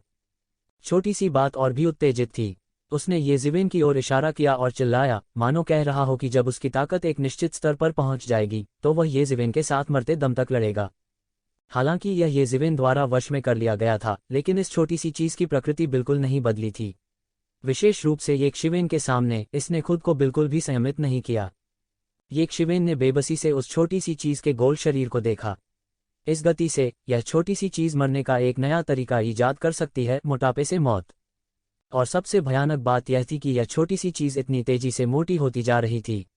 अगर यह इसी तरह चलता रहा तो शायद यह उड़ भी नहीं पाएगा। बेशक यह उड़ने के लिए हवा विशेषता कानून पर भरोसा कर सकता है, लेकिन क्या यह बहुत हास्यास्पद नहीं होगा? इस समय के दौरान मेरी रक्षा करना आपके लिए कठिन है। येज़िवेन ने यूलियान को देखा और कहा, यह बिल्कुल भी मुश्किल नहीं है। यहाँ दुनिया को सील कर दिया गया है। दूसरे लोग इसमें नहीं आ सकते। वास्तव में यह बहुत काम का नहीं है। यूलियान ने मुस्कुराते हुए कहा। येज़िवेन मुस्कुराए। तुम लियान इस समय के दौरान भी अपने दायरे को मजबूत कर रही थी। उसे निकट साधना में होना चाहिए, लेकिन अब उसे उसके लिए साधना बंद करनी थी। ठीक है, तुम्हें जाना चाहिए और अपने दायरे को मजबूत करना चाहिए। मुझे तुम्हारी यहाँ निगरानी करने की आवश्यकता नहीं है, येज़िवेन ने कहा। अब जब वह दिव्य सत्ता क्षेत्र के 8वें स्तर को पार कर गया था तो उसे साधना बंद करने की आवश्यकता नहीं थी। उसे केवल समेकन जारी रखने की आवश्यकता थी। उसे बचाने के लिए दूसरों की मदद की कोई जरूरत नहीं थी। और तो और, जैसा कि यूलियान ने कहा, यहाँ खतरे का सामना करने की संभावना बहुत कम थी।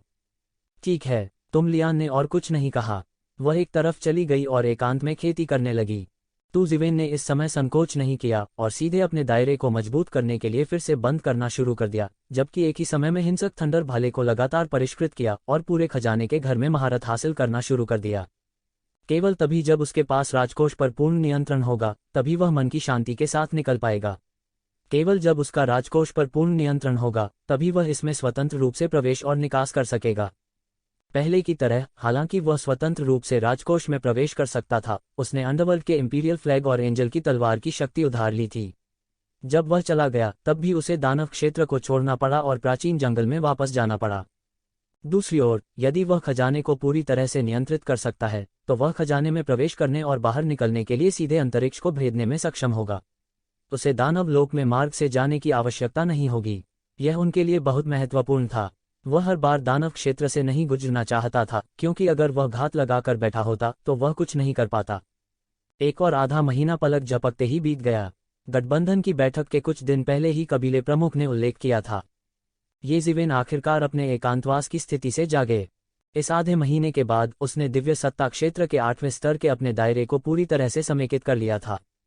इसके अलावा उन्होंने वायलेंट थंडर स्पीयर को भी पूरी तरह से परिष्कृत किया था और पूरे खजाने पर उनका पूरा नियंत्रण था।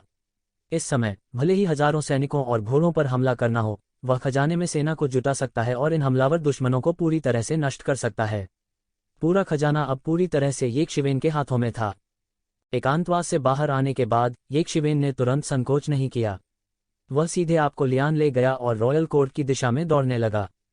जहां तक सी चीज की बात है, कुनपेंग, येज़िवेन ने इसे पूरी तरह से इस खजाने में छोड़ दिया। वैसे भी येज़िवेन के लिए अब बेकार था, इसलिए यहां खेती करना बेहतर था।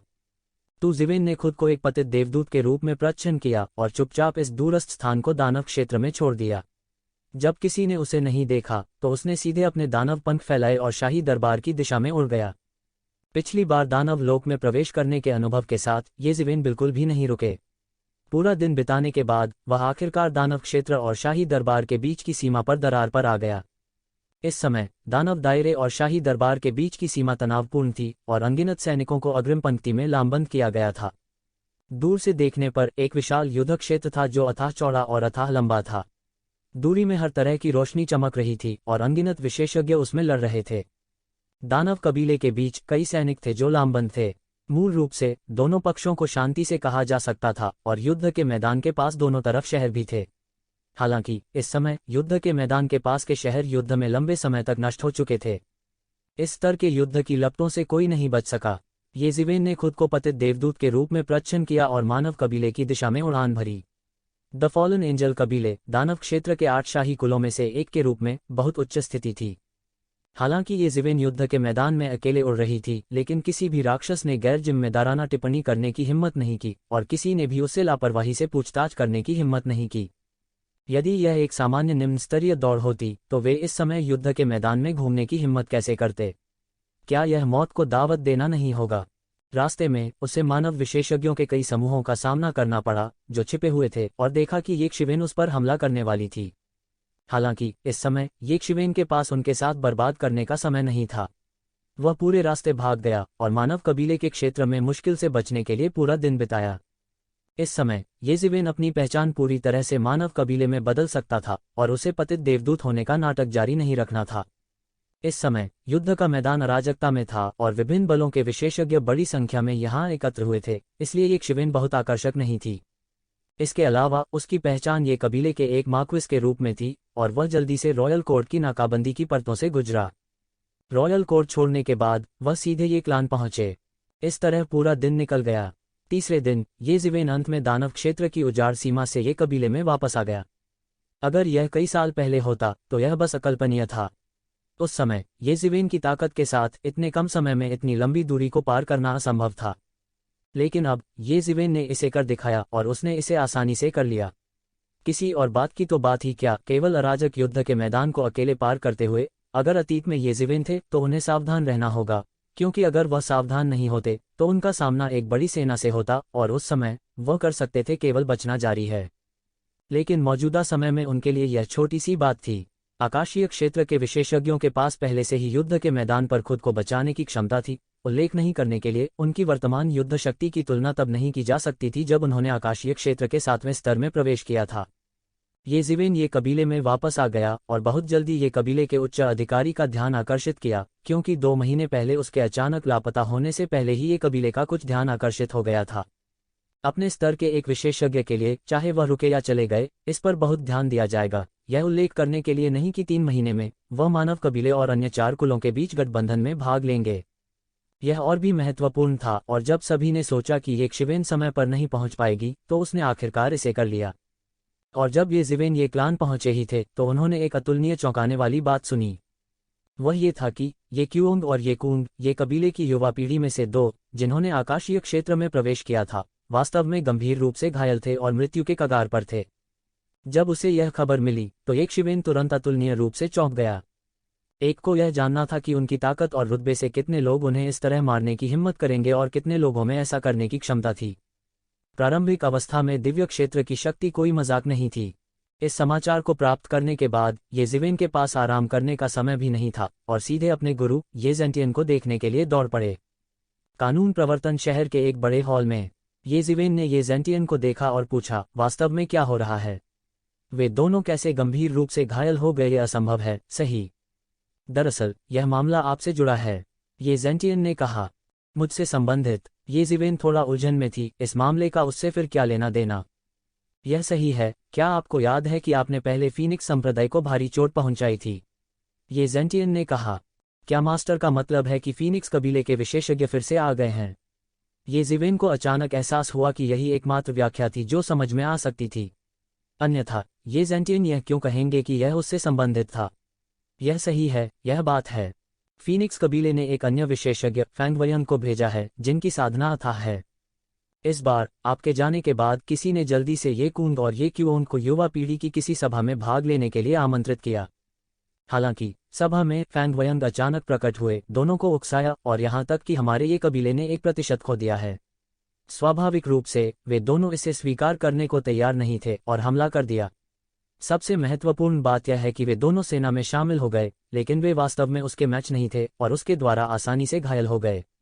ये जेंटियन ने अपनी आंखें मूंद लीं और एक गंभीर अभिव्यक्ति के साथ कहा, उनमें से दो सेना में शामिल हो गए। ये जिवेन एक पल के लिए स्तब्ध रह गया, यह पुष्टि करते हुए कि उसने गलत नहीं सुना, है ना? ये दो दुश्मन वास्तव में सेना में शामिल हो गए। ये उसके और ये क्यूओंग के बीच नहीं था। वास्तव में ये क्यूओंग और ये कूंग के बीच का रिश्ता उसके और ये कूंग के बीच के रिश्ते से भी खराब था। ये दोनों वास्तव में सेना में शामिल हो गए।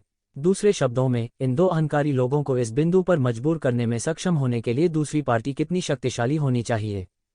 ये जिवेन को नहीं पता था कि यह फैंग वुयंग कितनी शक्तिशाली थी। हालांकि केवल एक विवरण उसे यह एहसास दिलाने के लिए पर्याप्त था कि यह फैंग वुयंग एक अभूतपूर्व शक्तिशाली दुश्मन हो सकता है। ये क्यूओंग और ये कूंग के बीच एक दूसरे के साथ अच्छे संबंध नहीं थे। हालांकि ये दोनों ये परिवार के शीर्ष नेता बन गए थे, इसलिए ये परिवार की एकता बनाए रखने के लिए वे पहले की तरह नहीं लड़े। हालांकि उनके लिए एक दूसरे के खिलाफ लड़ना आम बात थी। इसके अलावा वे दोनों गर्वित लोग थे। उनकी ताकत भी ये परिवार के शीर्ष पर थी। भ्रामक ये जूकोंग, ये कियान और ये जिवेन के अलावा इन दोनों को ये परिवार के शीर्ष विशेषज्ञ माना जाना चाहिए। यह कैसी ताकत थी, यह कैसा अभिमान था, लेकिन असल में उन्हें हाथ मिलाने के लिए मजबूर किया गया।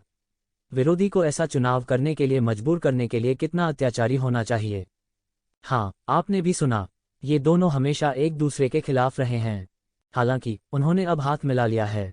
यह मुझे ये जेनमो और अन्य लोगों के साथ हाथ मिलाने के लिए कहने जैसा है, जब तक कि प्रतिद्वंद्वी वास्तव में शक्तिशाली और बेजोड़ न हो, या यहाँ तक कि कबीले के भगवान जैसा चरित्र न हो, तब तक यह संभव है। वरना इसके बारे में सोचना भी मत। ये जेंटियन ने कहा। फीनिक्स कबीले की ताकत अथाह है। वे कई वर्षों से प्राचीन फीनिक्स वर्ल्ड में पीछे हट गए हैं। हालांकि वे हमसे बहुत मजबूत हैं। 4 कुलों में से कोई भी प्राचीन फीनिक्स वर्ल्ड के लिए एक मैच नहीं हो सकता है अगर वे अकेले लड़ते हैं। इसके अलावा प्राचीन फीनिक्स वर्ल्ड इतने सालों से अपनी ताकत को ठीक कर रहा है और जमा कर रहा है। इसके अलावा वे हमारे जैसे नहीं हैं जिन्हें संसाधनों के लिए अन्य 3 कुलों के साथ प्रतिस्पर्धा करनी पड़ती है। इसलिए हम भी नहीं जानते कि वर्षों में उनकी ताकत कितनी निरंकुश हो गई है। हम अभी भी कुछ दानव जाति को नियंत्रित करने के तरीकों के बारे में सोच सकते हैं और उन्हें अपने जासूसों के रूप में उपयोग कर सकते हैं। हालांकि हम वास्तव में प्राचीन फीनिक्स क्षेत्र के बारे में कुछ नहीं जानते हैं। पिछले युद्ध को हुए बहुत समय हो गया है। इसके अलावा सभी ने कहा कि पिछले युद्ध के दौरान प्राचीन फीनिक्स क्षेत्र को भारी नुकसान हुआ था। हालांकि केवल प्राचीन फीनिक्स क्षेत्र ही प्राचीन फीनिक्स क्षेत्र की वास्तविक स्थिति को जानता है। ये नस्लें जो कभी प्राचीन काल में हावी थीं, इतनी सरल नहीं हैं। ये जेंटियन ने कहा, कबीले की युवा पीढ़ी और भी उत्कृष्ट है। केवल फीनिक्स संप्रदाय ही पहले से ही बहुत उत्कृष्ट है। यहाँ तक ये कून भी उनका कुछ नहीं बिगाड़ सके। अगर यह आपके लिए नहीं होता तो मुझे डर है कि वे अपने चेहरे की आखिरी परत खो चुके होते। ये जूकोंग के अलावा हम नहीं जानते कि वह कहाँ गया। हमें कोई ऐसा नहीं मिला जो उसकी बराबरी कर सके। इसके अलावा उसने न केवल हमारे ये कबीले को निशाना बनाया, हमारे ये कबीले के अलावा फीनिक्स संप्रदाय ने भी कई अन्य ताकतों के युवा विशेषज्ञों को चुनौती दी है।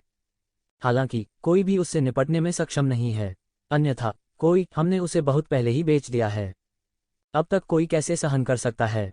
ये जेंटियन ने जारी रखा, अगर यह आपके लिए नहीं होता तो मुझे डर है कि युवा पीढ़ी के बड़े शॉट्स में से एक ने कार्रवाई की होती। हम उसे हमारी मानव जाति में अभिमानी तरीके से कार्य करने की अनुमति नहीं दे सकते।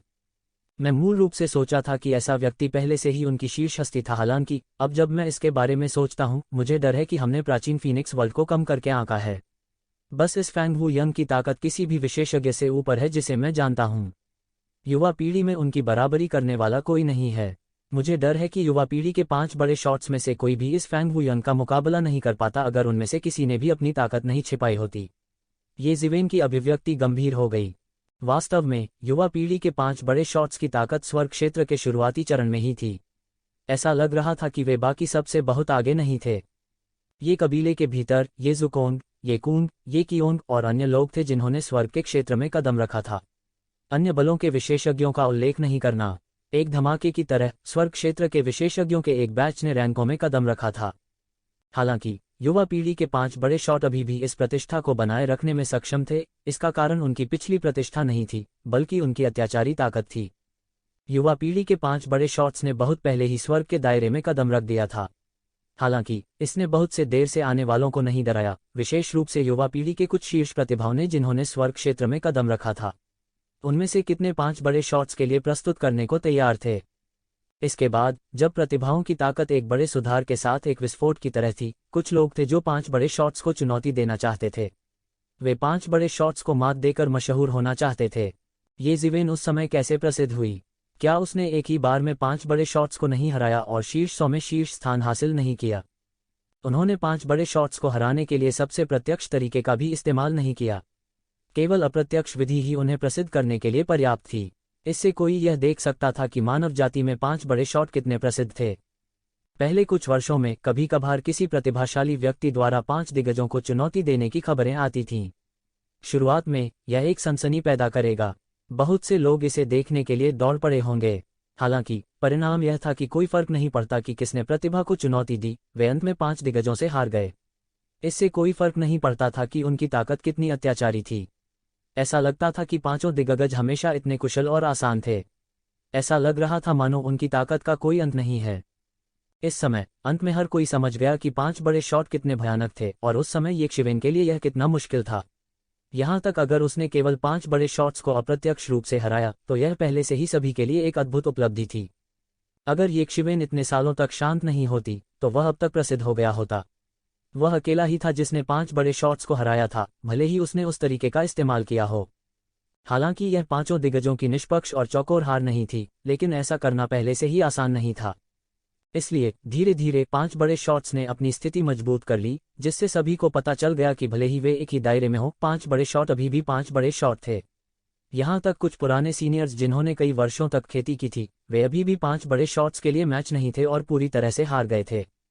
इससे यह देखा जा सकता था कि 5 बड़े शॉट बाकी सभी से पूरी तरह ऊपर थे। फिर भी ये जेंटियन के अनुसार अगर कोई अपनी ताकत को नहीं छिपाता है तो वह अभी भी फैंग वयंग को हराने में सक्षम नहीं होगा। क्या ऐसा हो सकता है कि फैंग वयंग पहले ही आकाशीय क्षेत्र के मध्य चरण में पहुंच चुके हैं? ये जिवेन गंभीर हो गई। युवा पीढ़ी के 5 बड़े शॉट्स, विशेष रूप से फा वुशुंग, दिव्य क्षेत्र के प्रारंभिक चरण के लगभग चरम पर पहुंच गए थे। उससे ज्यादा मजबूत कोई नहीं था, लेकिन फिर भी वह फैंग वयंग को नहीं हरा सका। केवल एक ही संभावना थी, फैंग वयंग ने पहले ही दिव्य क्षेत्र के मध्य चरण में कदम रखा था। वह नहीं जानता था कि यह अटकल सच है या नहीं, लेकिन अगर यह सच होता तो वह एक बेहद भयानक प्रतिद्वंद्वी होता। क्या ऐसा हो सकता है कि प्राचीन फीनिक्स क्षेत्र में वास्तव में इतने शक्तिशाली विशेषज्ञ थे? और फीनिक्स संप्रदाय के शब्दों से जब वे पिछली बार लड़े थे, ऐसा लगता था कि वे यहाँ उसके लिए थे। लेकिन प्राचीन फीनिक्स क्षेत्र के साथ उसकी बातचीत फैंगलिंग के साथ उस समय तक ही सीमित थी। यदि यह इंपीरियल कोर्ट प्रतियोगिता के कारण होता तो इसका कोई मतलब नहीं होता। आखिरकार फीनिक्स संप्रदाय के व्यवहार ने स्पष्ट रूप से दिखाया कि उन्हें मानव जाति की परवाह नहीं है, इसलिए वे केवल इंपीरियल कोर्ट प्रतियोगिता चैंपियन की परवाह कैसे कर सकते हैं? या यह हुआ मेघान से संबंधित हो सकता है?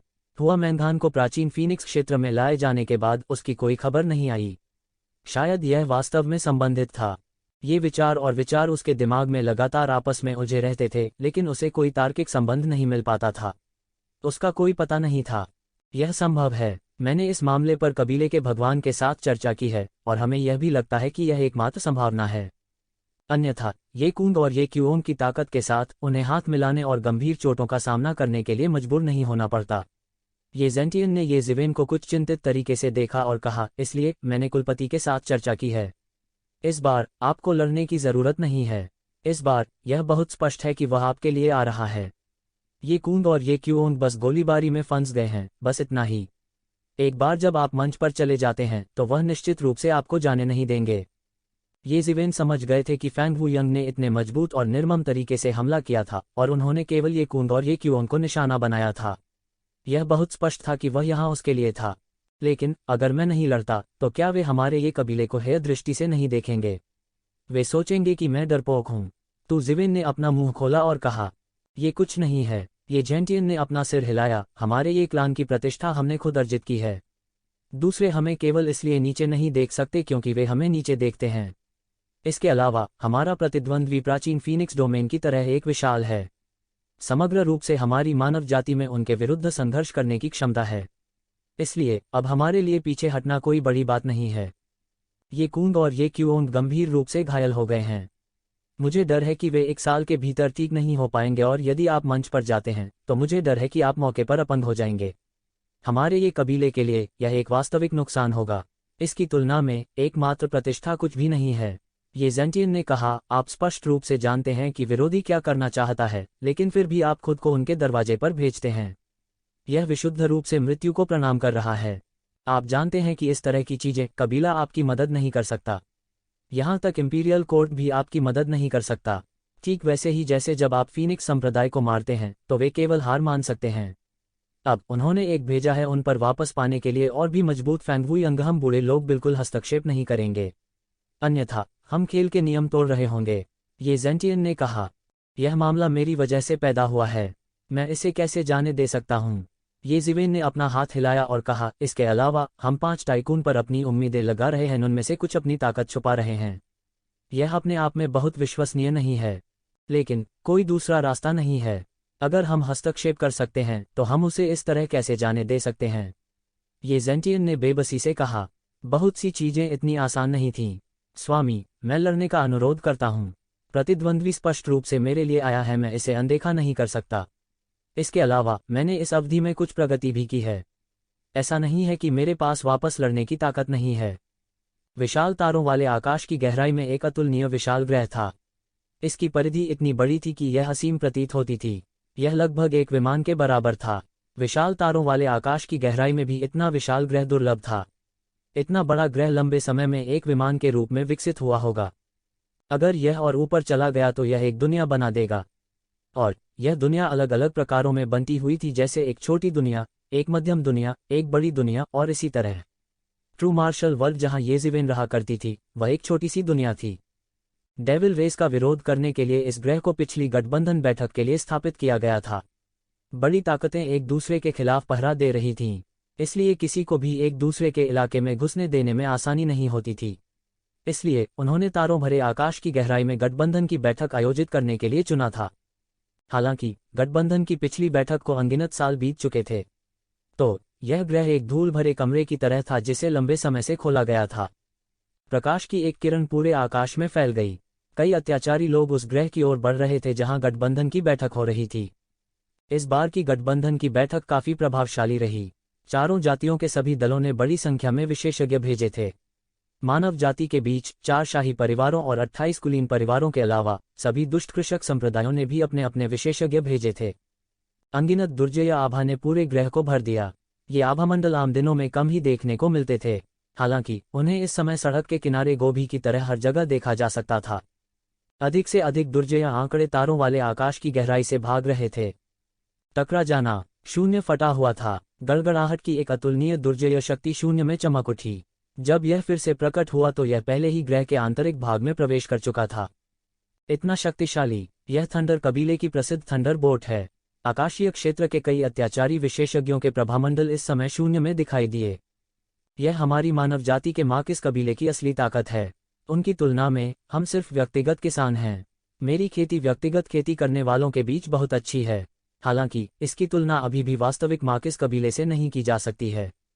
4 शाही कुलों को छोड़ दें जिनकी ताकत मार्किस कबीले से ऊपर है।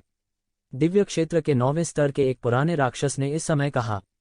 उसने कई वर्षों तक साधना की थी, फिर भी उसने केवल स्वर्ग की श्रेणी के 9वें स्वर्ग में कदम रखा था।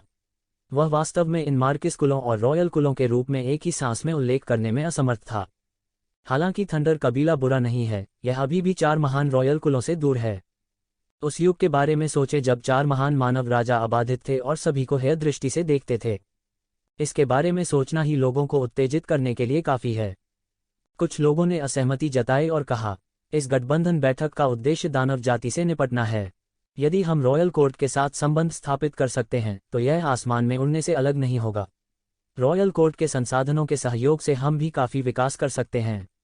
इसके अलावा अगर हम इस भूत भगाने के युद्ध में शानदार प्रदर्शन कर सकते हैं तो हमारे पास एक मार्किस कबीले में पदोन्नत होने का मौका भी हो सकता है। इन मार्किस कुलों को केवल मार्किस कुलों में पदोन्नत किया गया है क्योंकि उन्होंने स्वतंत्रता के युद्ध और भूत प्रेत के युद्ध के दौरान बहुत प्रयास किया था। यह सच है, लेकिन यह इतना आसान नहीं है। हम मार्किस कबीले की तरह नहीं हैं। उनके कबीले के नेता का शाही दरबार में उच्च पद है। किसी ने अपना सिर हिला दिया। इसके अलावा मार्किस की ताकत बढ़ाने के लिए भाग्य अपरिहार्य है। अन्यथा वर्षों में इतने सारे युद्धों के बाद केवल 28 मार्किस कबीले नहीं होंगे। मुझे बस डर है कि युद्ध का पैमाना बढ़ जाएगा। मार्क्विस और रॉयल कुलों के अलावा केवल हम अकेले कितने लोगों में वास्तव में राक्षस जाति के इस आक्रमण से बचने का आत्मविश्वास है। यह पहले की तरह कोई छोटी मोटी झड़प नहीं है। मेरे पास पहले एक मित्र था जो एक संप्रदाय का कुलपति था और स्वर्ग के 9वें स्वर्ग की खेती करता था। अंत में जैसे ही वह युद्ध के मैदान में आया, वह 10 दिन भी नहीं टिका और रॉयल कोर्ट की दरार में दानव दायरे में दुखद रूप से मर गया। वह स्वर्ग टियर के कुछ 9वें स्वर्ग के राक्षसों से घिरा हुआ था और वह उन्हें बिल्कुल नहीं रोक सका। कौन जानता है कि कितने स्वर्ग स्तरीय विशेषज्ञ मारे गए या घायल हुए। किसी ने डरते हुए कहा, इस स्तर के युद्ध में रॉयल कोर्ट के विशेषज्ञ जो हर दिन मरते हैं या घायल होते हैं, उन्हें हम दुष्ट कृषक विशाल संप्रदायों पर ध्यान देना चाहिए और पूरी तरह से गिरना चाहिए। रॉयल कोर्ट की नींव अविश्वसनीय रूप से गहरी थी, खासकर उनके जैसे दुष्ट काश्तकारों के लिए। जैसे ही ये लोग बोले, वे बिजली की गति से ग्रह की ओर बढ़े।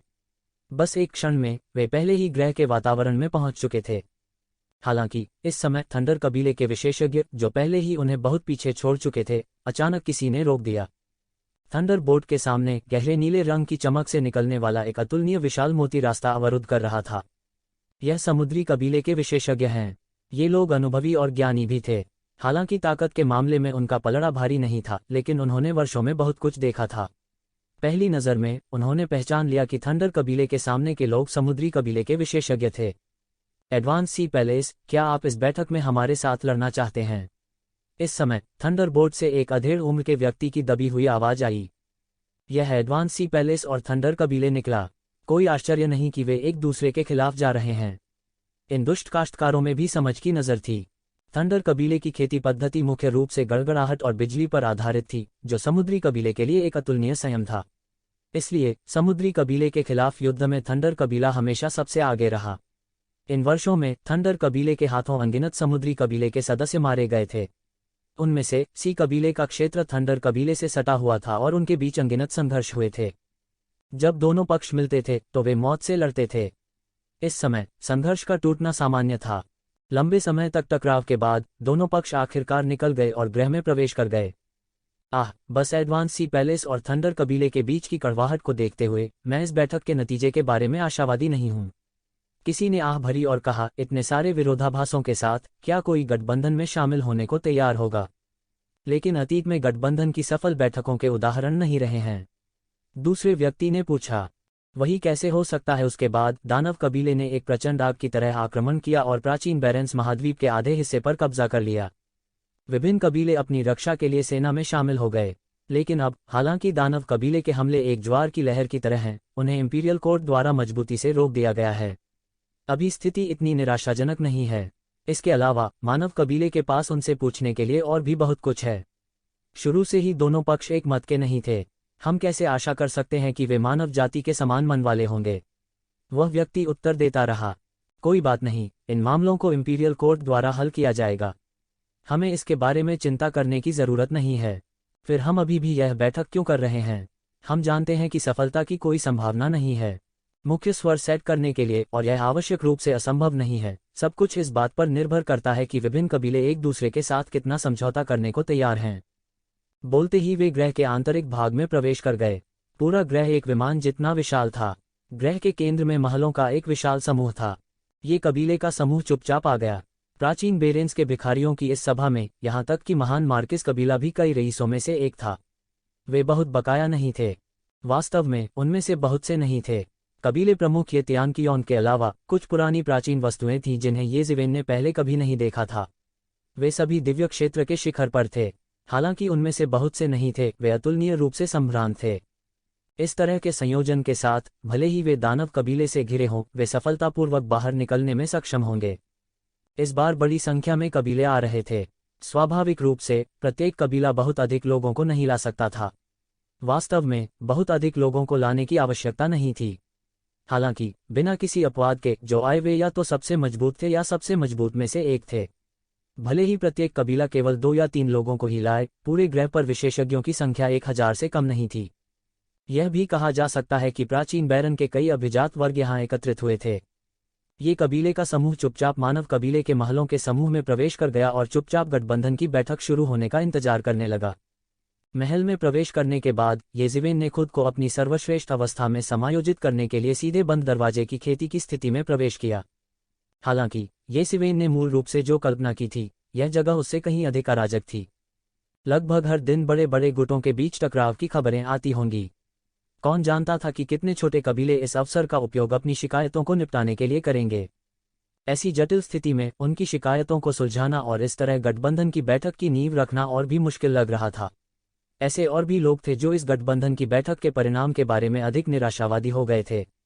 अफरा तफरी के बीच यह तूफान से पहले की अफरा तफरी की तरह था। इसने सभी को और भी बेचैन कर दिया। और ऐसी स्थिति में फावुशुंग, जिसे ये ज़िवेन ने लंबे समय से नहीं देखा था, उसे खोजने आया। फावुशुंग, जिसे उसने लंबे समय से नहीं देखा था, अभी भी एक लंबा लबादा पहने हुए था और भाले की तरह सीधा खड़ा था। क्या दुस्साहसी व्यक्ति है। ये ज़िवेन भी फावुशुंग के आगमन को लेकर बहुत उत्सुक थी। वह नहीं जानता था कि इस समय फावुशुंग उसे खोजने क्यों आएंगे। इस समय आपके पास मुझे खोजने का समय कैसे है? इस समय आपको चुनौती देने के लिए विभिन्न कुलों के कई लोग आने चाहिए, ये ज़िवेन ने मुस्कराते हुए कहा।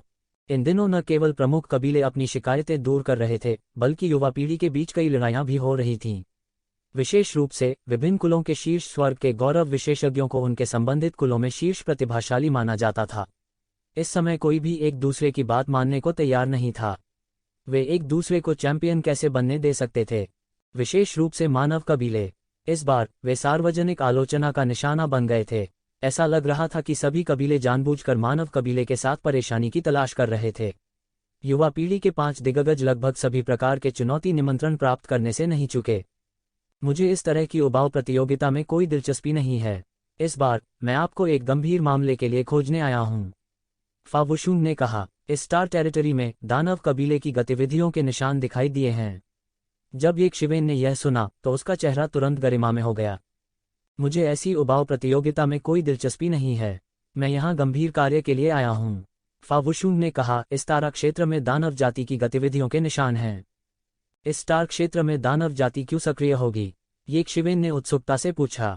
आखिरकार इस तारा क्षेत्र में बहुत अधिक विशेषज्ञ एकत्रित हुए थे। इस समय इस क्षेत्र में दानव जाति की गतिविधियां आत्मघाती होंगी। मानव जाति के अलावा अन्य जातियों के विशेषज्ञ यदि आवश्यक हो तो दानव जाति को मारने में कोई आपत्ति नहीं करेंगे, भले ही वे अभी तक दानव जाति से बाहर नहीं हुए हों।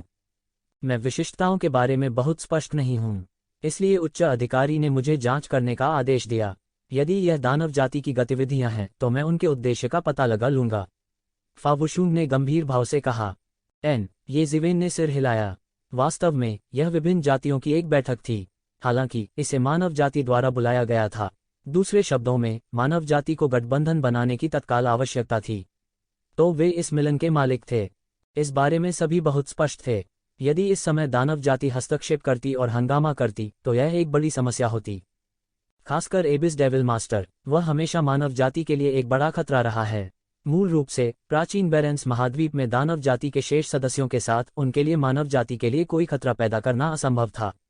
हालांकि एबिस डेविल मास्टर के अस्तित्व के कारण सब कुछ अज्ञात हो गया। अक्सर वह पूरे युद्ध के मैदान को खुद ही नष्ट कर सकता था। उन्हें कोई नहीं रोक सका। यदि यह मानव जाति के लिए कुछ आधार नहीं होता तो संपूर्ण मानव जाति का युद्ध क्षेत्र एबिस डेविल मास्टर द्वारा नष्ट कर दिया गया होता। इसलिए मानव जाति के उच्च अधिकारी दानव जाति की गतिविधियों के बारे में बहुत चिंतित थे। यह उचित था। मूल रूप से येज़िवेन ने स्टेशन पर आराम करने और बैठक की प्रतीक्षा करने की योजना बनाई थी। हालांकि चूंकि फावुशुंग ने ऐसा कहा था, वह फावुशुंग को चेहरा देने को तैयार थे। जल्द ही वे ग्रह के बाहर एकत्र हुए। येज़िवेन और फावुशुंग के अलावा कुछ पुरानी प्राचीन वस्तुएं भी थीं। ये रॉयल कोर्ट के मुख्य आधार थे। वे रॉयल कोर्ट द्वारा खेती की गई प्रतिभाएं थीं। इन सभी वर्षों में वे रॉयल कोर्ट की रखवाली कर रहे थे और वे रॉयल कोर्ट की सबसे बड़ी गारंटी थे। यदि यह इस तथ्य के लिए नहीं होता कि उन्हें ग्रह पर बैठना पड़ता और विभिन्न जातियों के विशेषज्ञों को डराना पड़ता, तो उन्हें विशेष रूप से रॉयल कोर्ट से स्थानांतरित नहीं किया जाता, जिसके पास एक तंग युद्ध रेखा थी। इस बार मुख्य बल वास्तव में ये लोग थे। येज़िवेन के लिए यह वास्तव में दिखावे के लिए अधिक था, क्योंकि रॉयल कोर्ट उन्हें विकसित करना चाहता था, इसलिए उन्हें भी रॉयल कोर्ट में योगदान देना पड़ा। येज़िवेन और फावुशुंग इन पेशेवर दानव शिकारियों की तुलना में फीके पड़ गए, जो कई वर्षों से शैतान जाति के खिलाफ लड़ रहे थे। इन लोगों के ग्रह के बाहर इकट्ठा होने के बाद वे अलग हो गए और खोज करने के लिए अलग अलग दिशाओं में चले गए। इस समय मिलने का समय था, इसलिए वे ज्यादा हंगामा नहीं कर सके। अगर यह सिर्फ एक साधारण व्यक्ति होता तो यह बेकार होता। यहाँ तक अगर वे इसे खोजने में सक्षम होते तो वे मर जाते। इसलिए इन पुरानी पुरावशेषों को भी बाहर भेज दिया गया। येज़िवेन और फावुशुंग ने एक टीम बनाई और तारों भरे आकाश की गहराई की ओर चल पड़े। जैसे ही वे उड़े, येज़िवेन को जल्दी से कुछ सुराग मिल गए। वह राक्षसी आभा के प्रति बहुत संवेदनशील था, दूसरों की तुलना में और भी अधिक। ऐसा इसलिए था क्योंकि उसने शैतान जाति की साधना पद्धति को विकसित किया था, इसलिए वह स्वाभाविक रूप से इस राक्षसी आभा के प्रति बहुत संवेदनशील था। सुराग मिलने के बाद येज़िवेन स्टार फील्ड की गहराई में चली गई। इस सवाल के आने पर फावुशुंग जरा भी नहीं हिचके। उसने येज़िवेन से भी नहीं पूछा कि वह कैसे जानता है। उसने स्टार फील्ड की गहराई तक एक वन का पीछा किया। उनके आगे ग्रहों ने उनके कानों के पिछले हिस्से पर लकीरें खींची। उनमें से 2 अत्यंत तेज थे और उनमें से 2 अत्यंत कुशल थे। वे लगातार शून्य को चीरते रहे और उनके आंकड़े झिलमिलाते रहे। जब वे फिर प्रकट हुए तो वे पहले ही बहुत दूर जा चुके थे। तारों भरे आकाश की गहराई विशाल और असीम थी। दिव्य क्षेत्र से नीचे के लोगों के लिए इसे पार करना असंभव था। केवल अपनी खुद की उड़ान पर निर्भर रहने से कोई अंत तक उड़ान भरने में सक्षम नहीं होगा। केवल इस तरह शून्य को चीरते हुए ही कोई तारों भरे आकाश को पार कर सकता है। फिर भी शून्य को पार करना अभी भी बहुत कठिन था। जल्द ही फावुशुंग को एहसास हुआ कि येज़िवेन सही थे। यह वास्तव में इसी दिशा में था। राक्षसी आभा अत्यंत घनी थी और वे जितने करीब आते गए, राक्षसी आभा उतनी ही सघन होती गई। क्या ऐसा हो सकता है कि हम दानव जाति की मांद में प्रवेश कर गए हैं? फावुशुंग ने गंभीर भाव से पूछा। हर कोई जानता था कि प्राचीन बैरेंस महाद्वीप में दानव जाति की खो कहीं और नहीं, बल्कि तारों भरे आकाश की गहराई में थी। फिर भी बिना तारकीय मानचित्र के प्राचीन बैरेंस महाद्वीप की विभिन्न शक्तियां उनका पीछा करने का साहस नहीं कर सकती थीं। ऐसा इसलिए था क्योंकि स्टार फील्ड की गहराई बेहद खतरनाक थी। कई इंटरस्टेलर तूफान थे जो आकाशीय क्षेत्र के विशेषज्ञों को भी अलग कर सकते थे। इसे प्राचीन बैरेंस महाद्वीप में सबसे खतरनाक जगह के रूप में जाना जाता था। प्राचीन बैरेंस महाद्वीप में विभिन्न नस्लों के वध से बचने के लिए दानव जाति केवल वहां छिप सकती थी। फिर भी इतने सालों तक प्राचीन बैरेंस महाद्वीप की विभिन्न ताकतों ने कभी भी स्टार फील्ड की गहराई और दानव जाति की खो की खोज करने में कोई कसर नहीं छोड़ी। हालांकि अभी भी कोई खबर नहीं थी, अन्यथा वे पहले ही दानव जाति की मांद को चपटा कर चुके होते। फावुशुंग की अभिव्यक्ति थोड़ी गंभीर थी, लेकिन वह अधिक उत्साहित था। येज़िवेन भी अचानक उत्तेजित हो गई। अगर सच में उन्हें राक्षस जाति की मांद मिल जाती तो यह बहुत बड़ी बात होती। उस समय यह कहना मुश्किल होगा कि वहां कितने विशेषज्ञ होंगे। वे दोनों जल्दी से एक ग्रह के बाहर पहुंचे। वे नहीं जानते थे कि दानव जाति ने ग्रह को बदलने के लिए किस विधि का प्रयोग किया था। दूर से देखने पर यह वास्तव में किसी राक्षस के चेहरे जैसा लग रहा था। उसने अपना रक्तरंजित मुंह खोल दिया जैसे वह पूरे आकाश को निगल जाना चाहता हो। तारों भरे आकाश में इस विशाल मुख द्वारा अनगिनत आध्यात्मिक ऊर्जा को निगल लिया गया था। हालांकि जो निगल लिया गया था वह राक्षसी ऊर्जा थी। यह प्राचीन बैरेंस में दानव जाति के जीवित रहने की नींव भी थी। अन्यथा जिस तरह प्राचीन बैरन के लोग राक्षसी ऊर्जा को सांस में नहीं ले सकते थे, उसी तरह वे आध्यात्मिक ऊर्जा का उपयोग भी नहीं कर सकते थे। जाहिर है उन्होंने आध्यात्मिक ऊर्जा को राक्षसी ऊर्जा में बदलने के लिए एक फॉर्मेशन का इस्तेमाल किया। जैसा कि अपेक्षित था, हमें वास्तव में दानव जाति की खोह मिल गई। कम से कम यह दानव जाति के ठिकानों में से एक है, फावुशुंग ने कहा। वे दोनों दूर एक उल्कापिंड में छिप गए।